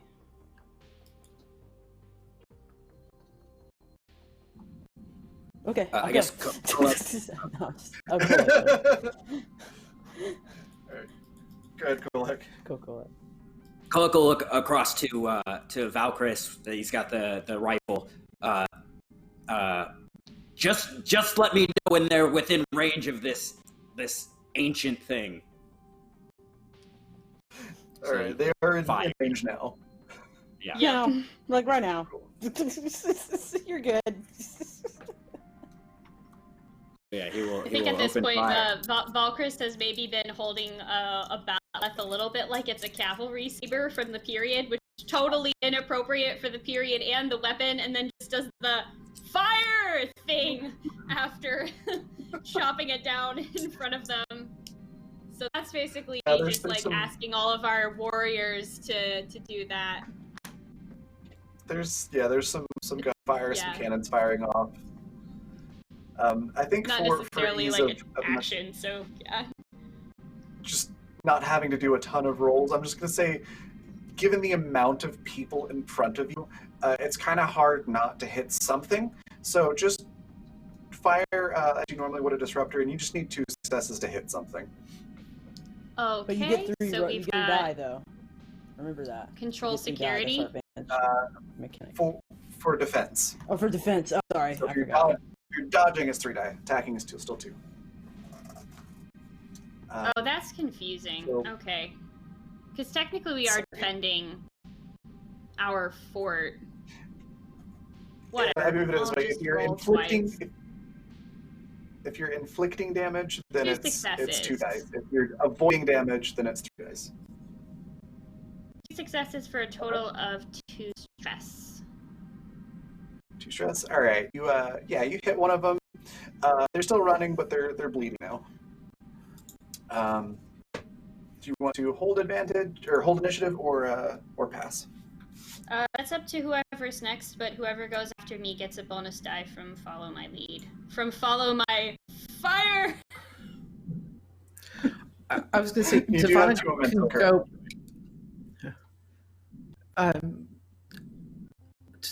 We have 2 momentum, you said? All right, I'm going to spend 1 momentum. Tavana is all about strategy and tactics. She studied warfare. She likes to play the martial games. Klingon tactics and Earth tactics. She has a value of study, learn, make it Klingon, and that's what's about to happen. Nice, I love it. All right. So this is rolling fitness and security again. To fire.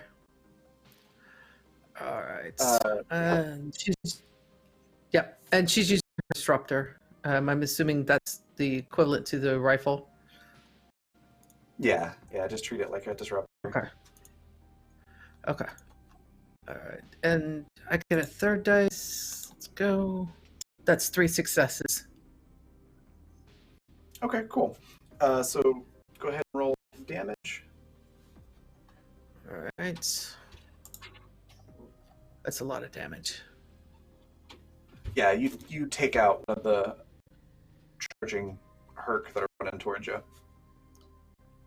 And I'm going to spend a momentum to pass it on over to Kolek, who has got his rifle up. All right. So the fitness and security. Yeah, we'll just go with that. One success. So, one success. Fire it off. You hear a Wilhelm scream from somewhere in the in the crowd, but you're not sure what you hit. And then you're out of momentum, but you can give threat to hold on to initiative if you'd like.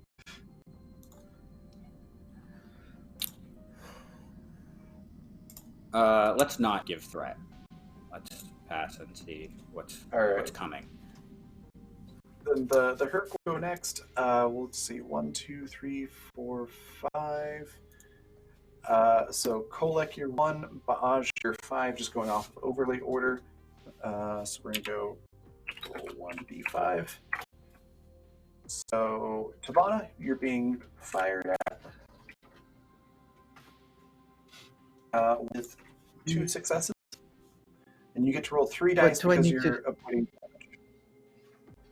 Okay, and what am I rolling to dodge? And probably fitness and security for this one as well. Okay, to dodge. Okay, Just to get out of the way. That's 1 success. 1 success. Okay, so you'll take.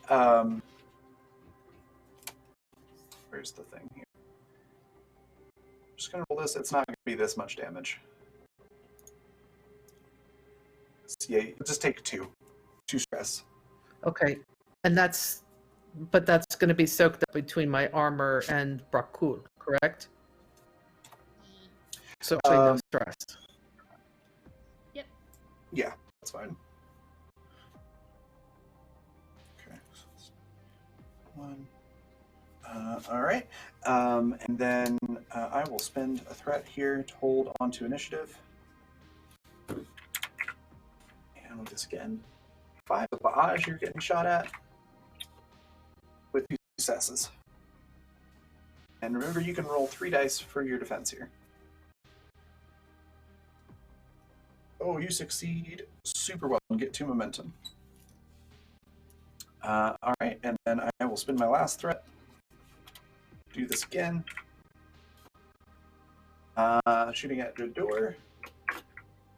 With again 2 successes. Herc are on fire. Then you get 3 dice for your fitness and security.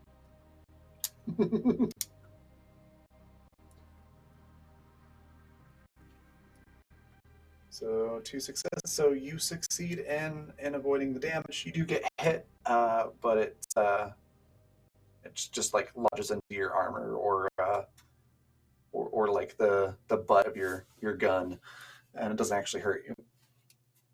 And then it will be y'all's turn again. Whoever would like to go next. I will kill something. You get follow my lead, I believe. Sweet. Unless Tavana used it. Yeah, unless Tavana used it. All right, I'll use it. No, you were rolling to dodge, so you get follow my lead. Okay, so she's going to attack the nearest one with a batleth. 1 times. Okay. Excellent. 3 successes. Absolutely hit that. And here you go. 2, 4, 6, 8, 10, 11. Yeah, they're dead. They're very dead. And I use the momentum to keep the turn for somebody else. All right. Or at least a momentum. I think, Jador, you're the only one that hasn't fired yet, right? Yeah. All right. Go ahead and take a turn here. Jador's worked on enough ships and done this enough times, working with crews. She knows where to hit them. I think she's gonna try and like look for one of these Herc they're on. It's doing a similar thing that our captain's doing. It's like spending less time shooting, more time kind of looking behind them. She's gonna try and shoot one Looking of for an those. officer. Mm-hmm. Okay. She All right. disrupt the chain of command. Yeah, they're not hard to spot. They have very poofy hats. Mm-hmm. And we still have two dice, or do we still have 3? For defense. 2 dice to attack. For defense. 2 dice to attack. And All right. if you're avoiding damage, it's 3 because of advantage. Yeah, there we go. All right, let's do it. 2 successes. Okay. And I don't know why I was trying to roll defense. So 2 successes is enough. Yeah, it's gonna hit. Go ahead and roll damage and see how well you hit.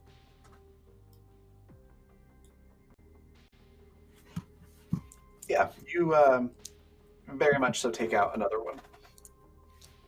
And All then right. you've got 1 left if you want to hold on to the turn. Sure, let's do it. Let's press the advantage. Give someone else a shot. All right. So we're back up to the top. Whoever would like to jump in.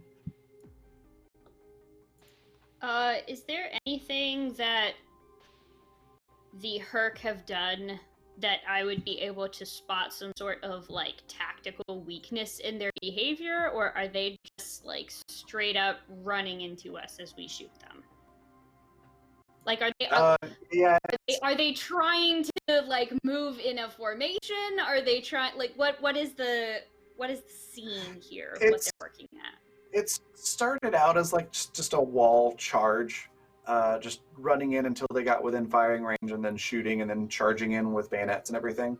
Now it's a Okay. lot more mixed with people shooting at others at like close range and like flashing bayonets, things like that. It's a little bit more chaotic now, but it started out with Well, a battle heck. formation. If they're just running into us, I guess I'll shoot something. So, control security, right? Yes. Uh, Uh, yeah. To shoot, yeah. 2 successes. Okay. You hit something, That'll go ahead and do damage. 5 stress.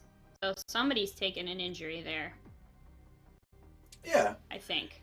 You hit someone, you hear screaming and sounds of "oh god, I've been shot," and another one of those Herc fall down. And then you can give me threat to hold on to the turn, or go ahead and pass it. I'm okay to pass it back to you, unless somebody else has a setup thing they need to do. All right. Another Herc is going to shoot at 1, 2, 3 at Jador with 1 success. You get to roll 3 dice to defend.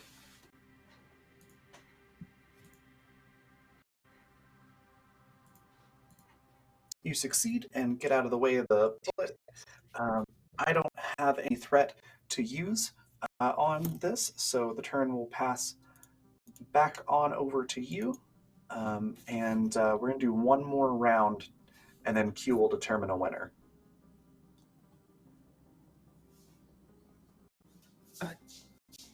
Tavon, I'll go ahead and step up and fire at anyone who is in range. She's just gonna. It's scrum at this point. Okay. Go ahead and So control and security. for control and Okay. security to fire the gun. Yeah. Okay, and am I rolling 2 dice or 3? 2 dice for attacking. 2 dice. Okay. 2 successes. Yeah, you absolutely hit something. Go ahead and roll your damage. That's a lot of damage. 1, 2, 3. Fantastic. A lot. That's a lot of damage. And so you notice too. There's a Klingon and a Herc that are sort of locked with their bayonets, trying to get their guns free so that they can stab one or the other. And another Herc is running up behind the Klingon, and you shoot and kill the Herc before it can stab the Klingon. And the Klingon looks over at you with a respectful grunt and nod. In there and kill them.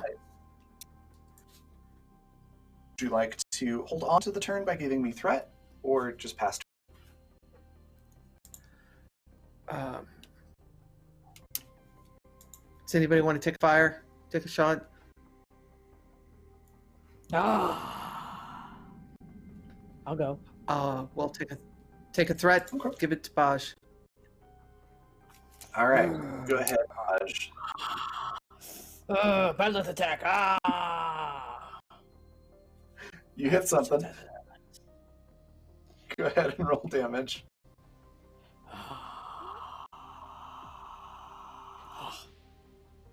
2, 4, 6. Fantastic. 7.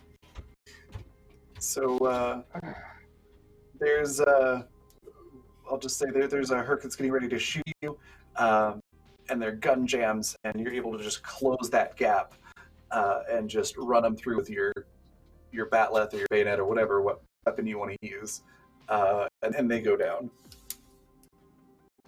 And then again, threat to hold, or you can pass the turn over me. I'll just pass it to you for now. Let you get yours in. All right.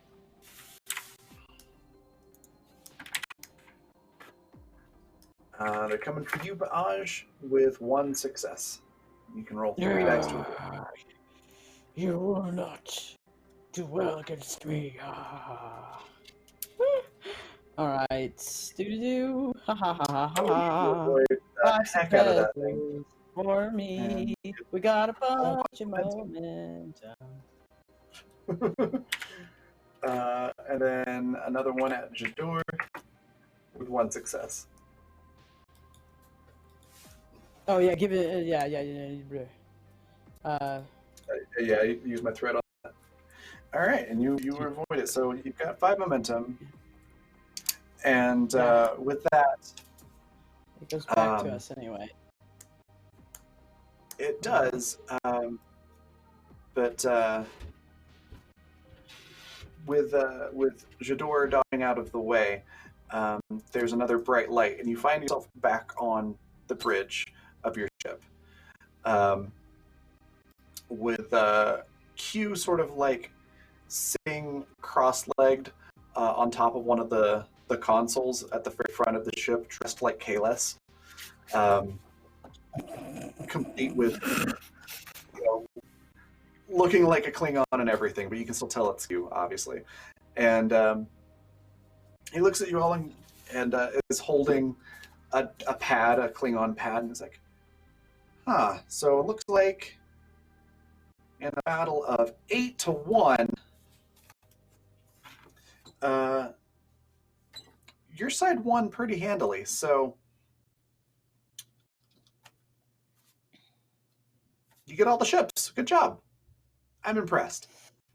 All right. Well, I must say, you are not a Kahless that is bad on the eyes. You might want to go before one of the women of the bridge begin to throw the heavy objects at you.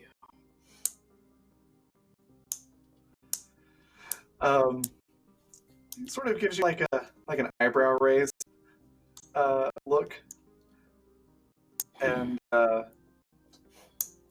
goes, I'll have to remember that for next time. You did pretty well. I owe you a party, so I'll keep that in mind. Go! She starts to try to tear a chair off.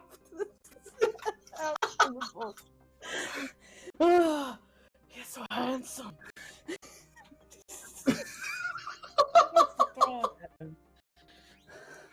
So, anyways, Baj, what is it that the Federation say? There are bigger fish in the sea. Well, there are also other letters in the alphabet. Remember? Ferengi friend? anyone That's the but biggest that. fish. How is he not the biggest fish? He is literally the cool. Anyone but that. Go! Go! So- Corporeal man. See, this is the type of reception that I get from those Federation people, and His ears are it's what too I would small. expect. But your captain here, your captain is a woman of taste. I appreciate that. Anyway, She's almost uh, got the chair ripped off the both guys. It's about to come off. You better go. he just explains that the Klingon mutineers are now in control of the other ship. The Hercs have been teleported down to the moon base. You have full control of the fleet. And then he goes, ta-ta, and snaps his fingers, disappears. And then his head sort of shows up through the hull, poking inside the ship, and goes, for now.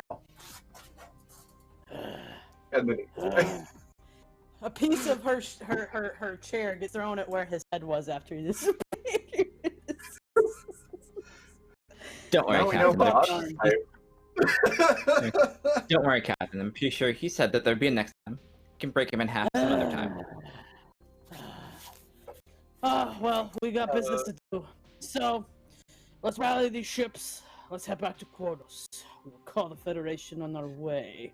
Perhaps a joint team of the Federation and Klingon Empire can reverse engineer these ships. Yes. Yeah. You will head that Very crew up, successful. Chancellor. No.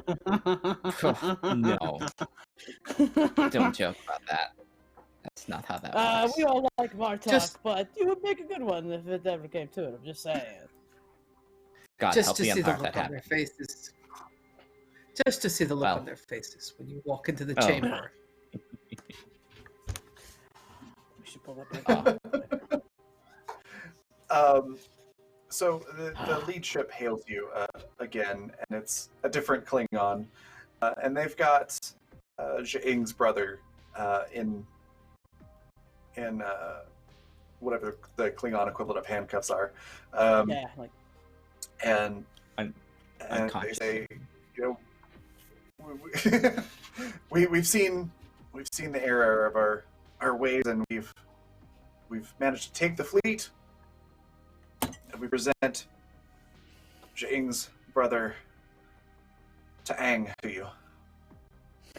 we will receive him We're through a ready for your transporter beam, orders. and he will be in our brig, and we will take him to Kronos to stand trial. Even though Klingons, we do not take many prisoners. I feel that the Martok would be very happy to bring it to Ross through the very annoying process that is Klingon trial. So. And then, yeah, she orders, like, you know, she just looks at Jador. Handle that before we leave. Have one of your team beam him over. But you will fly in formation with us. We will return to Kronos. Double time. Okay. As we're Um, making our way back and- to the home world, I would also like Valkris to contact the familial fleets. Now that they're no longer required to distract from our quest for the sword, and Jadur, do you have... I know that you are a spacer and a houseless, but do you have something that is like an emblem for you of personal honor or family honor or something like that? Oh. It's her dagger. Okay. Was her father's. And the father's father's. Yeah, Valkris would instruct the House Moshta ships to essentially have the like equivalent of standards raised, but with what that dagger looks like, and escort us back to the home world, so that when we arrive, people will know who it is that defeated the thief of the sword of Kahless. House Kron follows suit, and arrangements are made for a tea ceremony. Yep. As you, You know that a go to tea receive ceremony is the going to tra- kill you, right? I won't kill them. It's just not good for them. Okay, I thought it was like a debt, like kind of like a ritual Hey, suicide. hey. No, it's a It's, ritual. Let's see how much poison we can drink before we just can't do it Oh. anymore. While Basically, we it's look like at each the other's worst eyes kind of, and like, bellow drinking love contest poetry to the At this Okay, point, like okay, Valkyr's I'm is sorry. aware there's worse ways to go than that. Yeah, So I'll take it. that's surprising. We're yelling It's like, Shakespeare at what? each other in Klingon. Like, what are you doing? It's Like, lethal what? to humans, but it's just not great for Oh, Klingon. that's where I got confused. Yes, Klingons can withstand it, but if they're smart about it, but yeah, humans Yeah. can like instant die. Yeah, okay, that's where I got Yeah. confused. Yeah. Yeah. And as you go to receive the transport of Taang from the ship, do you go there in person, Baaj, to receive the prisoner, or do you just have them teleport them over? Oh, I have them well, he's gonna teleport. Like, I'll go to their ship just to, like, I'll teleport over their ship just to make, like, yeah, some face with them, just so that they're, like, they get a good gander at that bitch. You know? Okay. Yeah, you get over there, and you can see that the Herc Klingon ship is on par with yours. Technologically and capabilities-wise, it's pretty much on par with your ship, which is currently like the best Klingon ship. So, Yeah, like there's not basically, she many can of your make the ship. observation that we were already on track to basically surpass the Herc at some point. That's kind of Yeah, sick. you were pretty much on par. The only difference being like here's a couple dozen of these ships, where the Empire currently has like 3 of your current model of ship. Well, now the Empire has a baker's dozen, so we're good. A lot more. Yeah. So it's pretty cool. And then yeah, you're able to grab Taang and you head over to your ship again with him. Yeah. I make, I kind of give them the in-person rundown of what's going to happen, and then yeah, I kind of also survey if like they're really being truthful, right? Like they weren't just like playing some ploy to screw with me, but it sounds like they were good. Like, she just wants to see for herself that they've changed their ways back to being smart Klingons. So, Yeah, once they realize you have the sword, and that Jing is dead, they're like, oh yeah, no, this seems like the better route to go. yeah, You you're can the Jing good on deal. combat. Yeah, they shift sides Yeah. pretty quickly once they realize that. But when you teleport back over with Taang, when you get to your ship, you notice that Taang's not there. In his place is a saber-toothed targ with like a pink ribbon and bow around its neck, and a little note card is attached to it. What this time? Do you read the note? Yes. What's this going The on? note just says, well, I couldn't let you wrap up all the loose ends. That just wouldn't be fun. So here's a saber-toothed targ by way of a consolation prize. Enjoy your new fleet. Q. Oh God, now there's a breeding pair. Oh, Jesus. She comes to the bridge with the targ, and she just looks at everybody, and she holds the note and the little pink ribbon with it, and she just says, Q turned him into a targ or took him away. I don't know which happened, but now I have a targ. I don't know what happened. We're just gonna go home. This is very Yeah. strange. I think And it is then time it's to gone. return to Chancellor Martok. Oh my God, yes. This sword. Let us Yes. have no We more have of the ships. these. Yes. She has all ships go With the forward, ships, we have the sword. fly formation. We have everything we need. It isn't our job to keep unknown entities entertained forever. Let's go I'm home. sure Starfleet would like to hear about this. So, and that's another thing. In the meantime, she, as they're traveling, because I assume it's going to take a couple weeks, she does write up reports for both the Empire and Starfleet, especially like really talking about Q for Starfleet, because Starfleet has a lot of information on Q, and Klingons really haven't dealt with them very much. So, she really compiles Yeah. that to fit in what the Starfleet has about Q, but she also creates like a better entry about Q for the Klingon Empire, with the help of I would assume like Valkyris and other people that are a little more sciencey that can help her get the right wording. Yeah, I would definitely Okay. help with that. Mm-hmm. And then it just Um, calls off like it like asks the Starfleet ships and any other ship that was on the way to basically like just meet them and just become part of the escort party back to Kronos. Like just basically add ships on. She doesn't want to turn them loose until like this is over. Until back at Kronos. Right.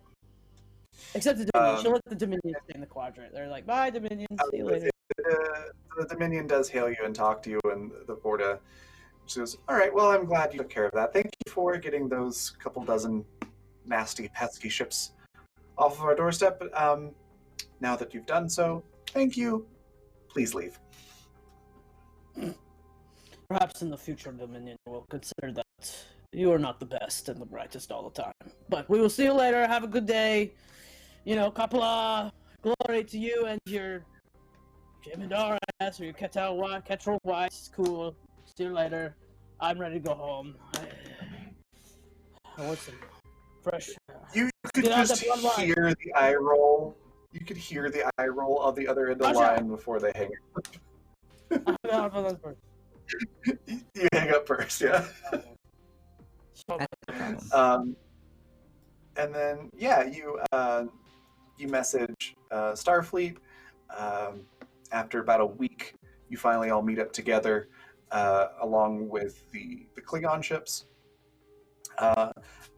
During the journey, you were able to look through some of the Herc ship records, and it would appear that you have a new threat to report to Chancellor Martok when you get back, and that is that the Herc are still apparently very much alive and well. That civilization is still out there beyond the system where you found the fleet. Like, where you were, you kind of discover like that was just the very edge of their territory. Yeah. And so it would appear that they've re-emerged from myth and legend, and might potentially be a threat in the future. At least the Dominion doesn't want them, so maybe the Dominion will be willing to play nice in the future with us. She's half drunk. The Dominion makes a good buffer. The Dominion makes a good buffer. Come out. That's something I never thought I'd Cannon hear. fodder. Yes, that is the word that the Federation uses. Cannon fodder.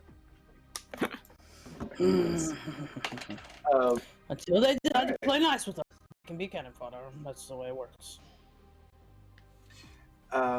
Is there anything that you'd like to do among all of the Federation and Klingon ships once you all meet up?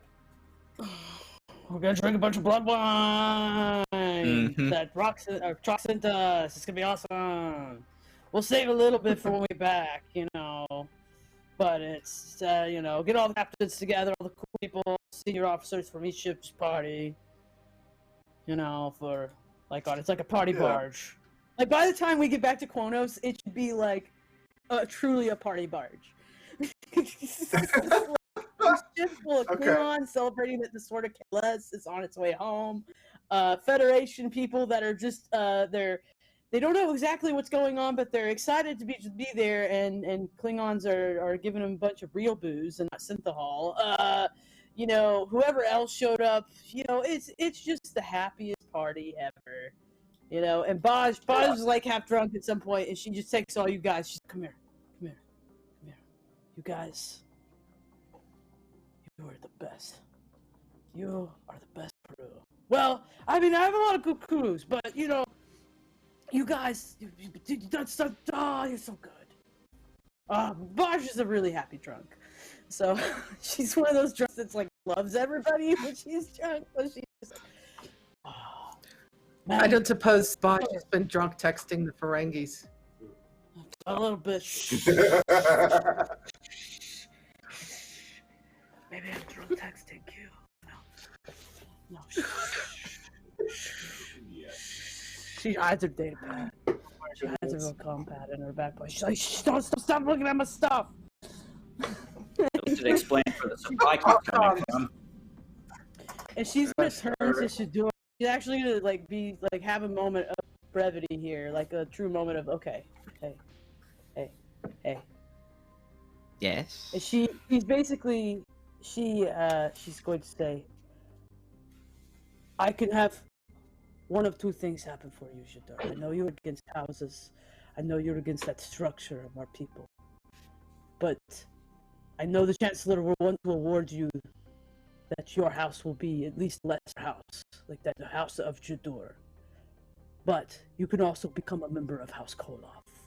I can give you this. And she has her dirk, her sash, and she's basically she clips it off and she's like, this could be yours. You could be my ritual sibling, or you can have your own house, or you can do neither. But it is there for you to take, either which one you choose, Jador. How about this? I do rather like being not beholden to anything, but I will take that honor to join your house. As an honorary member. Not full member, but honorary member. We will fight as kin. This will be our house. You are That's now wholesome. a daughter of Kol. You are a member of House Koloth. And so she's gonna, and there's a ritual with that is, you draw some blood, you put it in a cup, there's fire. Mm-hmm. There's a ritual to it. But basically she go right there, in the middle of being drunk on the bridge. She's like, she's literally knocks everything off of the table and starts to use her own cup that she's drinking out of to do the thing. So yeah, she's Every game. Of Every house. game I'm in a blood ritual.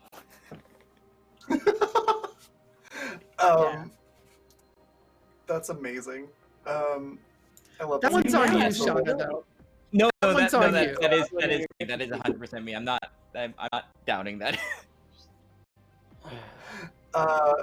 Kolek, is there anything that you would like to do during this time? On the way back to Kronos.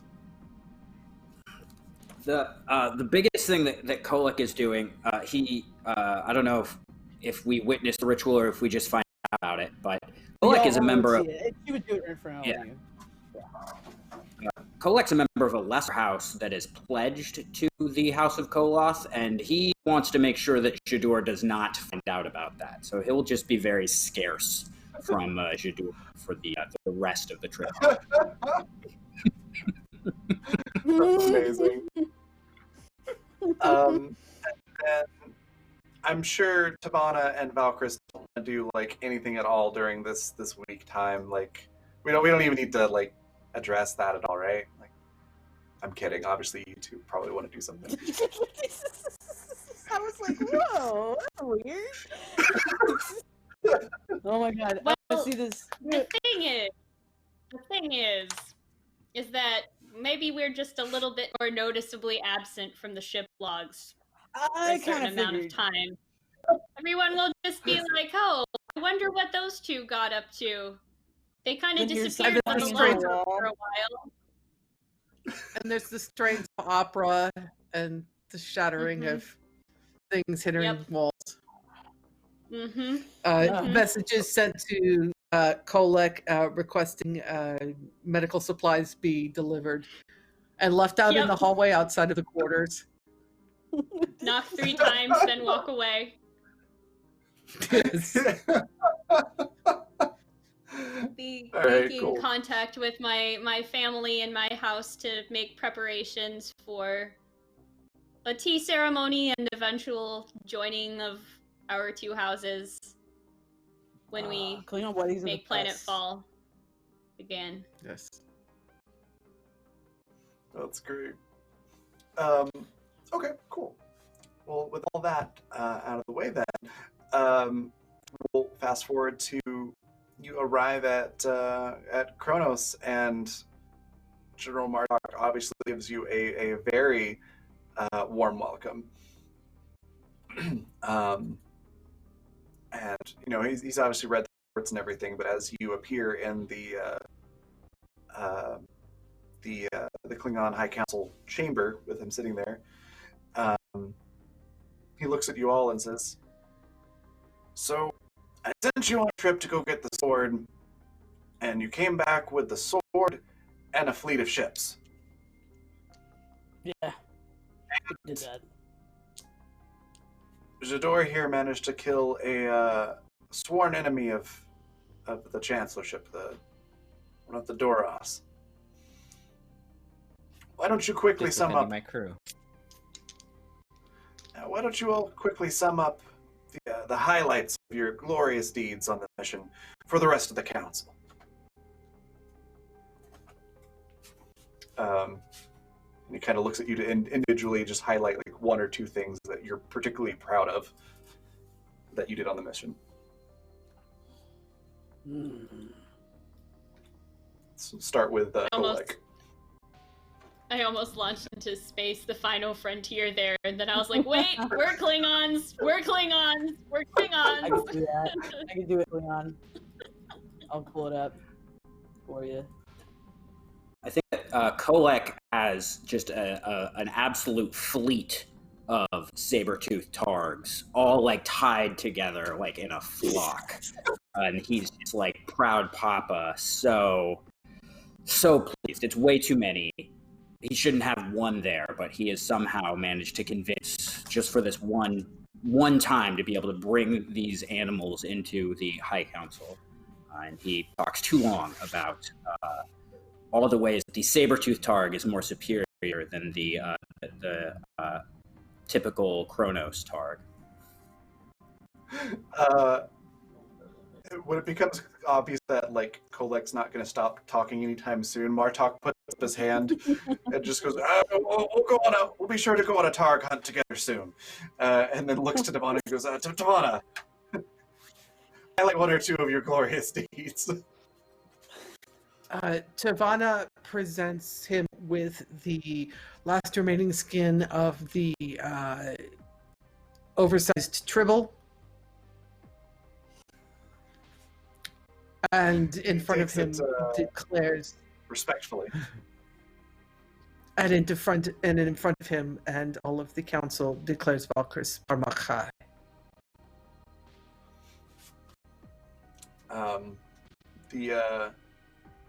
The Klingon equivalent of going like, "Oh, that's so sweet," is what Martok does. It's something probably the complete opposite of "Oh, that's sweet," but you get the idea. He very like respectfully and solemnly like sets the triple hide aside as like that is a great trophy, and then looks to Valkyris for Valkyris's heroic deeds. None of which were particularly heroic or worth recounting. Rather, I would like to thank Klingons. It's expected to embellish. No, it's true. That is not Valkyris's way. It was my honor to meet a fellow Klingon who came not from a well-known or well-established house, but who lived as a spacer and who has taught me more about honor and bravery than anything I could have learned from a book or from my family. And to fight alongside, and this is where the embellishment is not embellishing, just honesty, the love of my life, and be able to bring back something that was so important to the two of us together. Barmachai. Aw, very sweet. Martok just nods with a smile and looks over to Jador and says, "And Jador, I hear you did some pretty amazing feats of engineering. Tell us about that. Yes. I wouldn't be able to do that without this crew. This crew has been an honor to serve with. Did things that I've seen no other crew do, but one of our things that we are proud of, we managed to tie the perfectly working new cloaking reactor to the weapon system. That should be able to improve our fleet's bird of prey strategies with hidden runs. I have left instructions, and the modifications are still there if you want to have others look at it. He just sort of nods and goes, they'll sing songs of your cunning. And then finally looks to Baaj and says, and Captain, tell us one or two of your great deeds on this mission, aside from the sword and the fleet, of course. This is not the first time that I have defeated any Herc, and it will not be the last. I look forward. I'm glad for what we have learned more about them, so that we can continue forward to this new threat that they are. And I'm glad that you had assigned such honorable Klingons from so many different places and backgrounds. But they are all more than Klingon. They are of honor and high esteem, and the people will sing of them forever and ever. Also, I declare on this day, I feel that I have earned and worked hard enough to finally change the name of my house. It is no longer House of Koloth, but from this day forward it will be House of Baaj. I honor my father, the Dehar master that he was, but he would agree that there is a specific time that the Klingon changes their name, the name of their house, to reflect the things that they have earned. And with the help of Judor and this crew, I feel that I have earned that place. Marduk seems like a little bit surprised by that, but not like offended by it at all. Sort of like a little bit like, I wasn't expecting that kind of look on his face. And then he nods, he's like, I'd say so. As he's holding up the sword of Kahless as a sort of like a, this would certainly be worth that. With that, the Kahless himself, the clone of Emperor Kahless, steps down from behind the High Council and Martok and takes the sword and goes, I can remember this sword. And with that does like the equivalent of Klingon knighting and awards you all like one of the highest Klingon medals. And with that, I think the camera add them will... to Order of Kahless. Yeah, Kahless there you is go. kind of like, the Order of Kahless. We did Perfect. it! And then with that, the camera will sort of pan off into space and go back to that moon with the command base, and you see Taang dressed in a combination of like Klingon and Herc armor, and making a blood oath of revenge, surrounded by a bunch of Herc warriors who are also looking very angry. And that is where we will end this campaign. Mmm. All right, everyone. So much blood wine. All of it. So, real quick, let's go around. Just let everybody say a little bit about themselves. What was your favorite part, and where can we find you next? We'll start with Buster. Hi, my name is Buster, the Destroyer. I'm a streamer here on Twitch. I mostly play Star Citizen content. I do Star Citizen content, but I do play other things once in a while, things like that. And I actually on a show this weekend called Captain's Table on the Astropubs channel. If you're interested in Star Citizen and know more about it, that's definitely a good talk show to watch. So check me out there on Saturday at 5 p.m. Central. But other than that, I don't have much else going on other than just playing games on Twitch and other things. So you can find me again on here on Twitch, twitch.tv/Buster the Destroyer. And then you can find me on Twitter, at Buster Destroyer, and on Instagram under at Buster Destroyer as well. And I think that my favorite thing today was honestly Q. The Q involvement. I knew early in the season you kind of threw Q at us, and I just thought that was because of a narrative thing added from a Bane or a Boone or something. I can't remember exactly which it was, but we had a narrative, and I thought, oh, she had a Q a while back because of that. And then you kind of found an interesting way to bring Q back to fold. And I don't know what it is with Baj, but she just has this tendency to be attracted, to get all these aliens attracted to her and her be attracted to them. Actually, she's rarely attracted to anybody else, so I guess that's the thing with her. So Q was the one that got her. But yeah, just bringing Q into the fold, in the way that you did I was like, oh, nice way to kind of come back to Q, but also you could play with Q throughout the episode as needed. You kind of opened as DM up for hey, if I need to do something crazy, I have a Q at my back. So I thought that was fun. I always love an appearance of Q. I mean, John Delancey is who I always picture, so that will always be the Q of my heart. But that's me. And then just all y'all. Overall, though, I'd like to say this whole season has been amazing, and thank you all for being some amazing role players. I very much am sad that this is our last session for now. So awesome. Same on that as well. And then we'll pass that on down to Shauna. What was your favorite part, and where can we find you online? Actually, I like that part where, right as we're about to fight, pleaded for the crews on the other ship Klingonness. I love that. Trying to pipe in the song into the comms, getting the comms. I love that stuff. But yeah, I love this campaign. I love the with y'all and just our crew of kind of strange Klingons, but they were very Klingon in their specific way. I loved it. It was so good. But Shauna Flying Sears on Twitter. Catch on me and all the games I play throughout the week.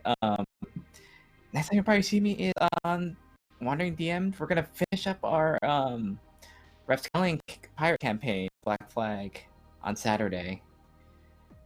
And after that, it's gonna be some announcements for games coming up. Keep an eye on my Twitter. And I was just revealed that for the new Hero Quest campaign, they gave me the ability to design a character, and they gave me a warlock, which I was very happy because I love warlocks, and that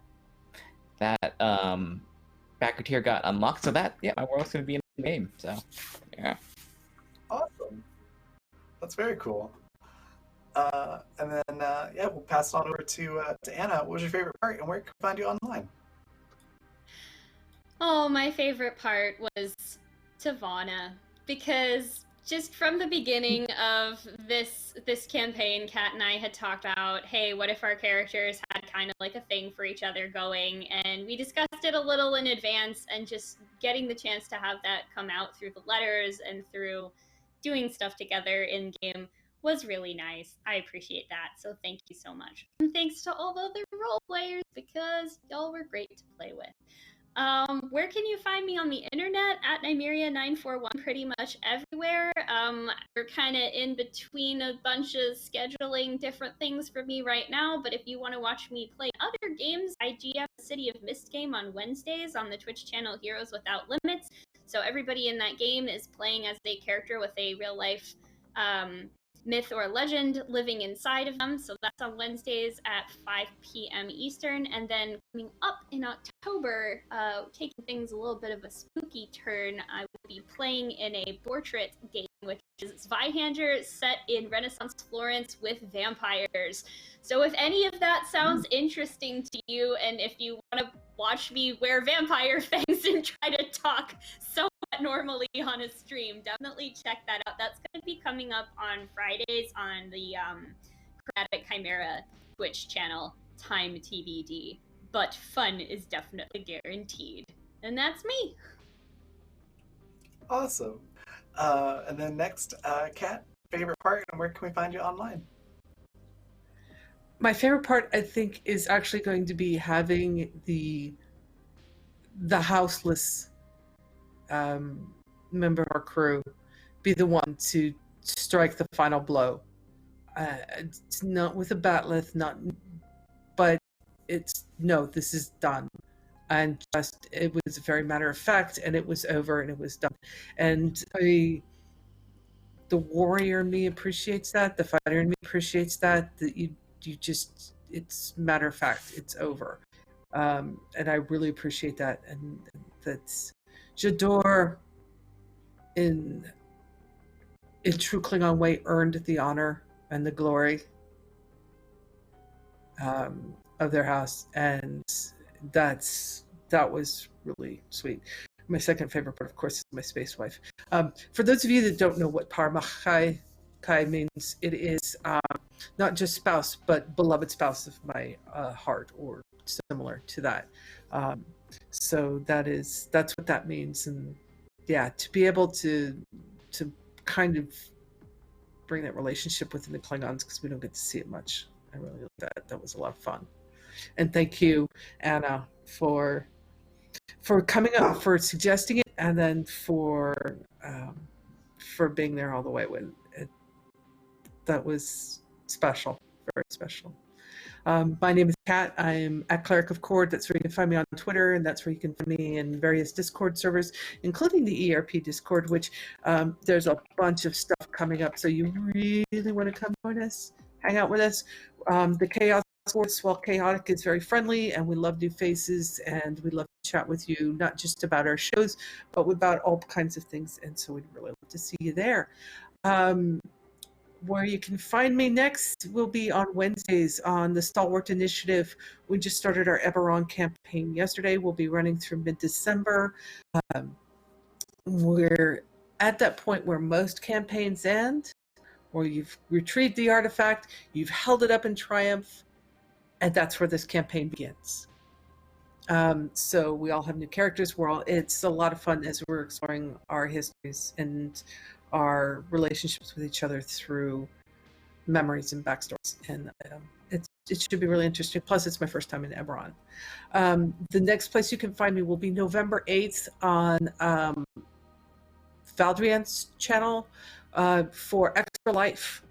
Starting November 6th, 7th, and 8th. On November 8th, I will be running Stille Nacht over there, which, if you didn't see that during Encounter Con, that'll be another chance to catch it. So keep an eye out for that coming up the first weekend of November.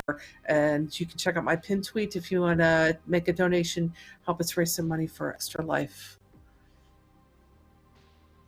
Fantastic. And then last but not least, Dev, what was your favorite part, and where can we find you? This game was a blast, and I had a great time with this cast. And Raven, you brought us through like a really fun adventure. I came in with like very little knowledge about Star Trek, very little knowledge about Klingons, so it was so fun to learn the system and all the lore and everything in the game with these fun players. My favorite moment tonight, with an honorable mention to the Herc that was just like, oh yeah, Taang's overcome with grief or something.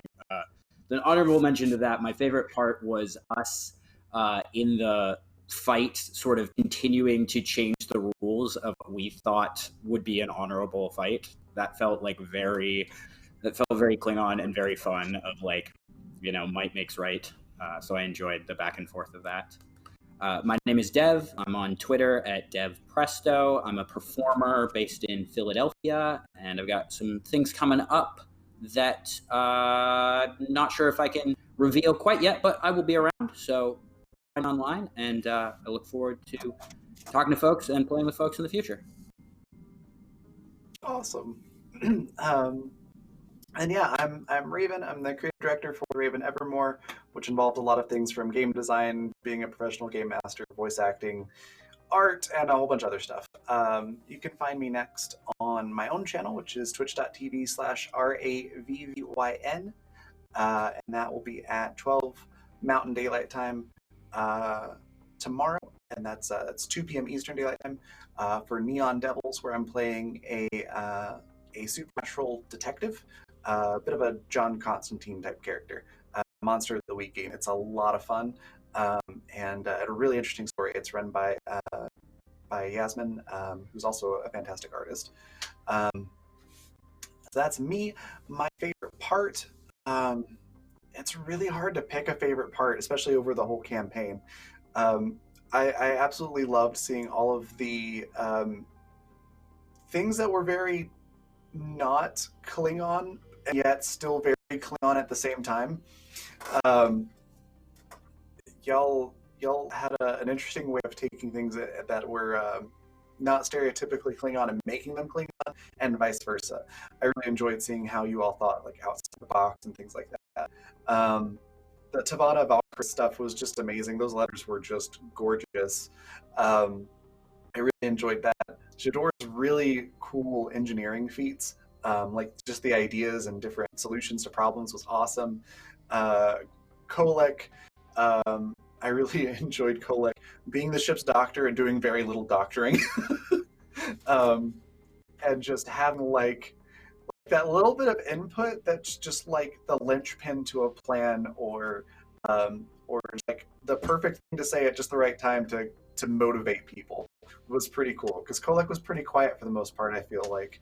But when Kolek did say something, it was like, it was important. It was cool. I really liked that. And then Baaj just being, freaking powerhouse of charisma and intimidation all over the galaxy was great. Usually I really she's enjoyed the powerhouse whole with kicking thing. ass, but she was not kicking ass today.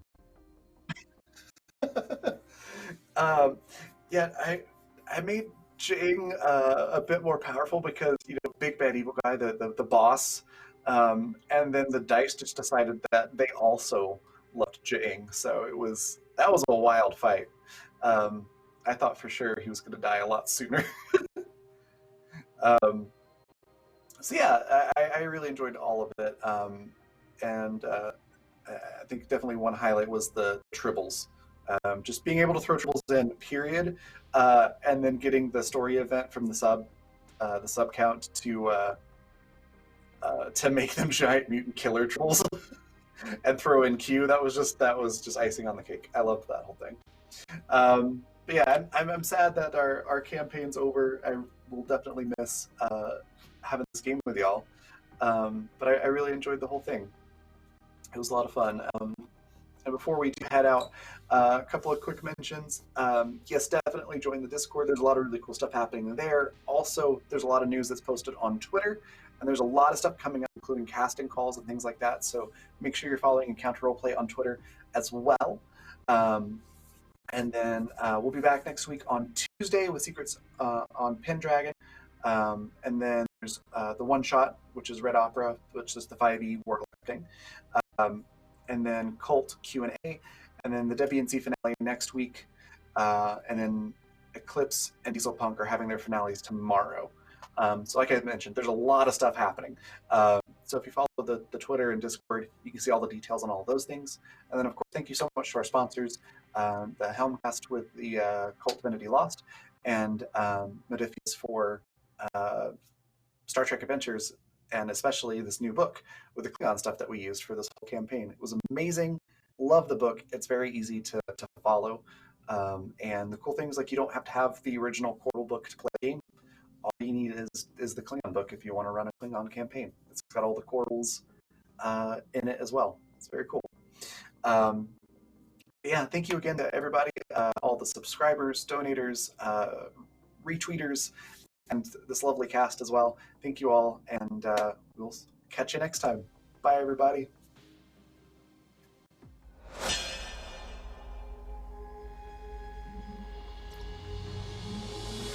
I will be the last to fall. I won't shed a tear for them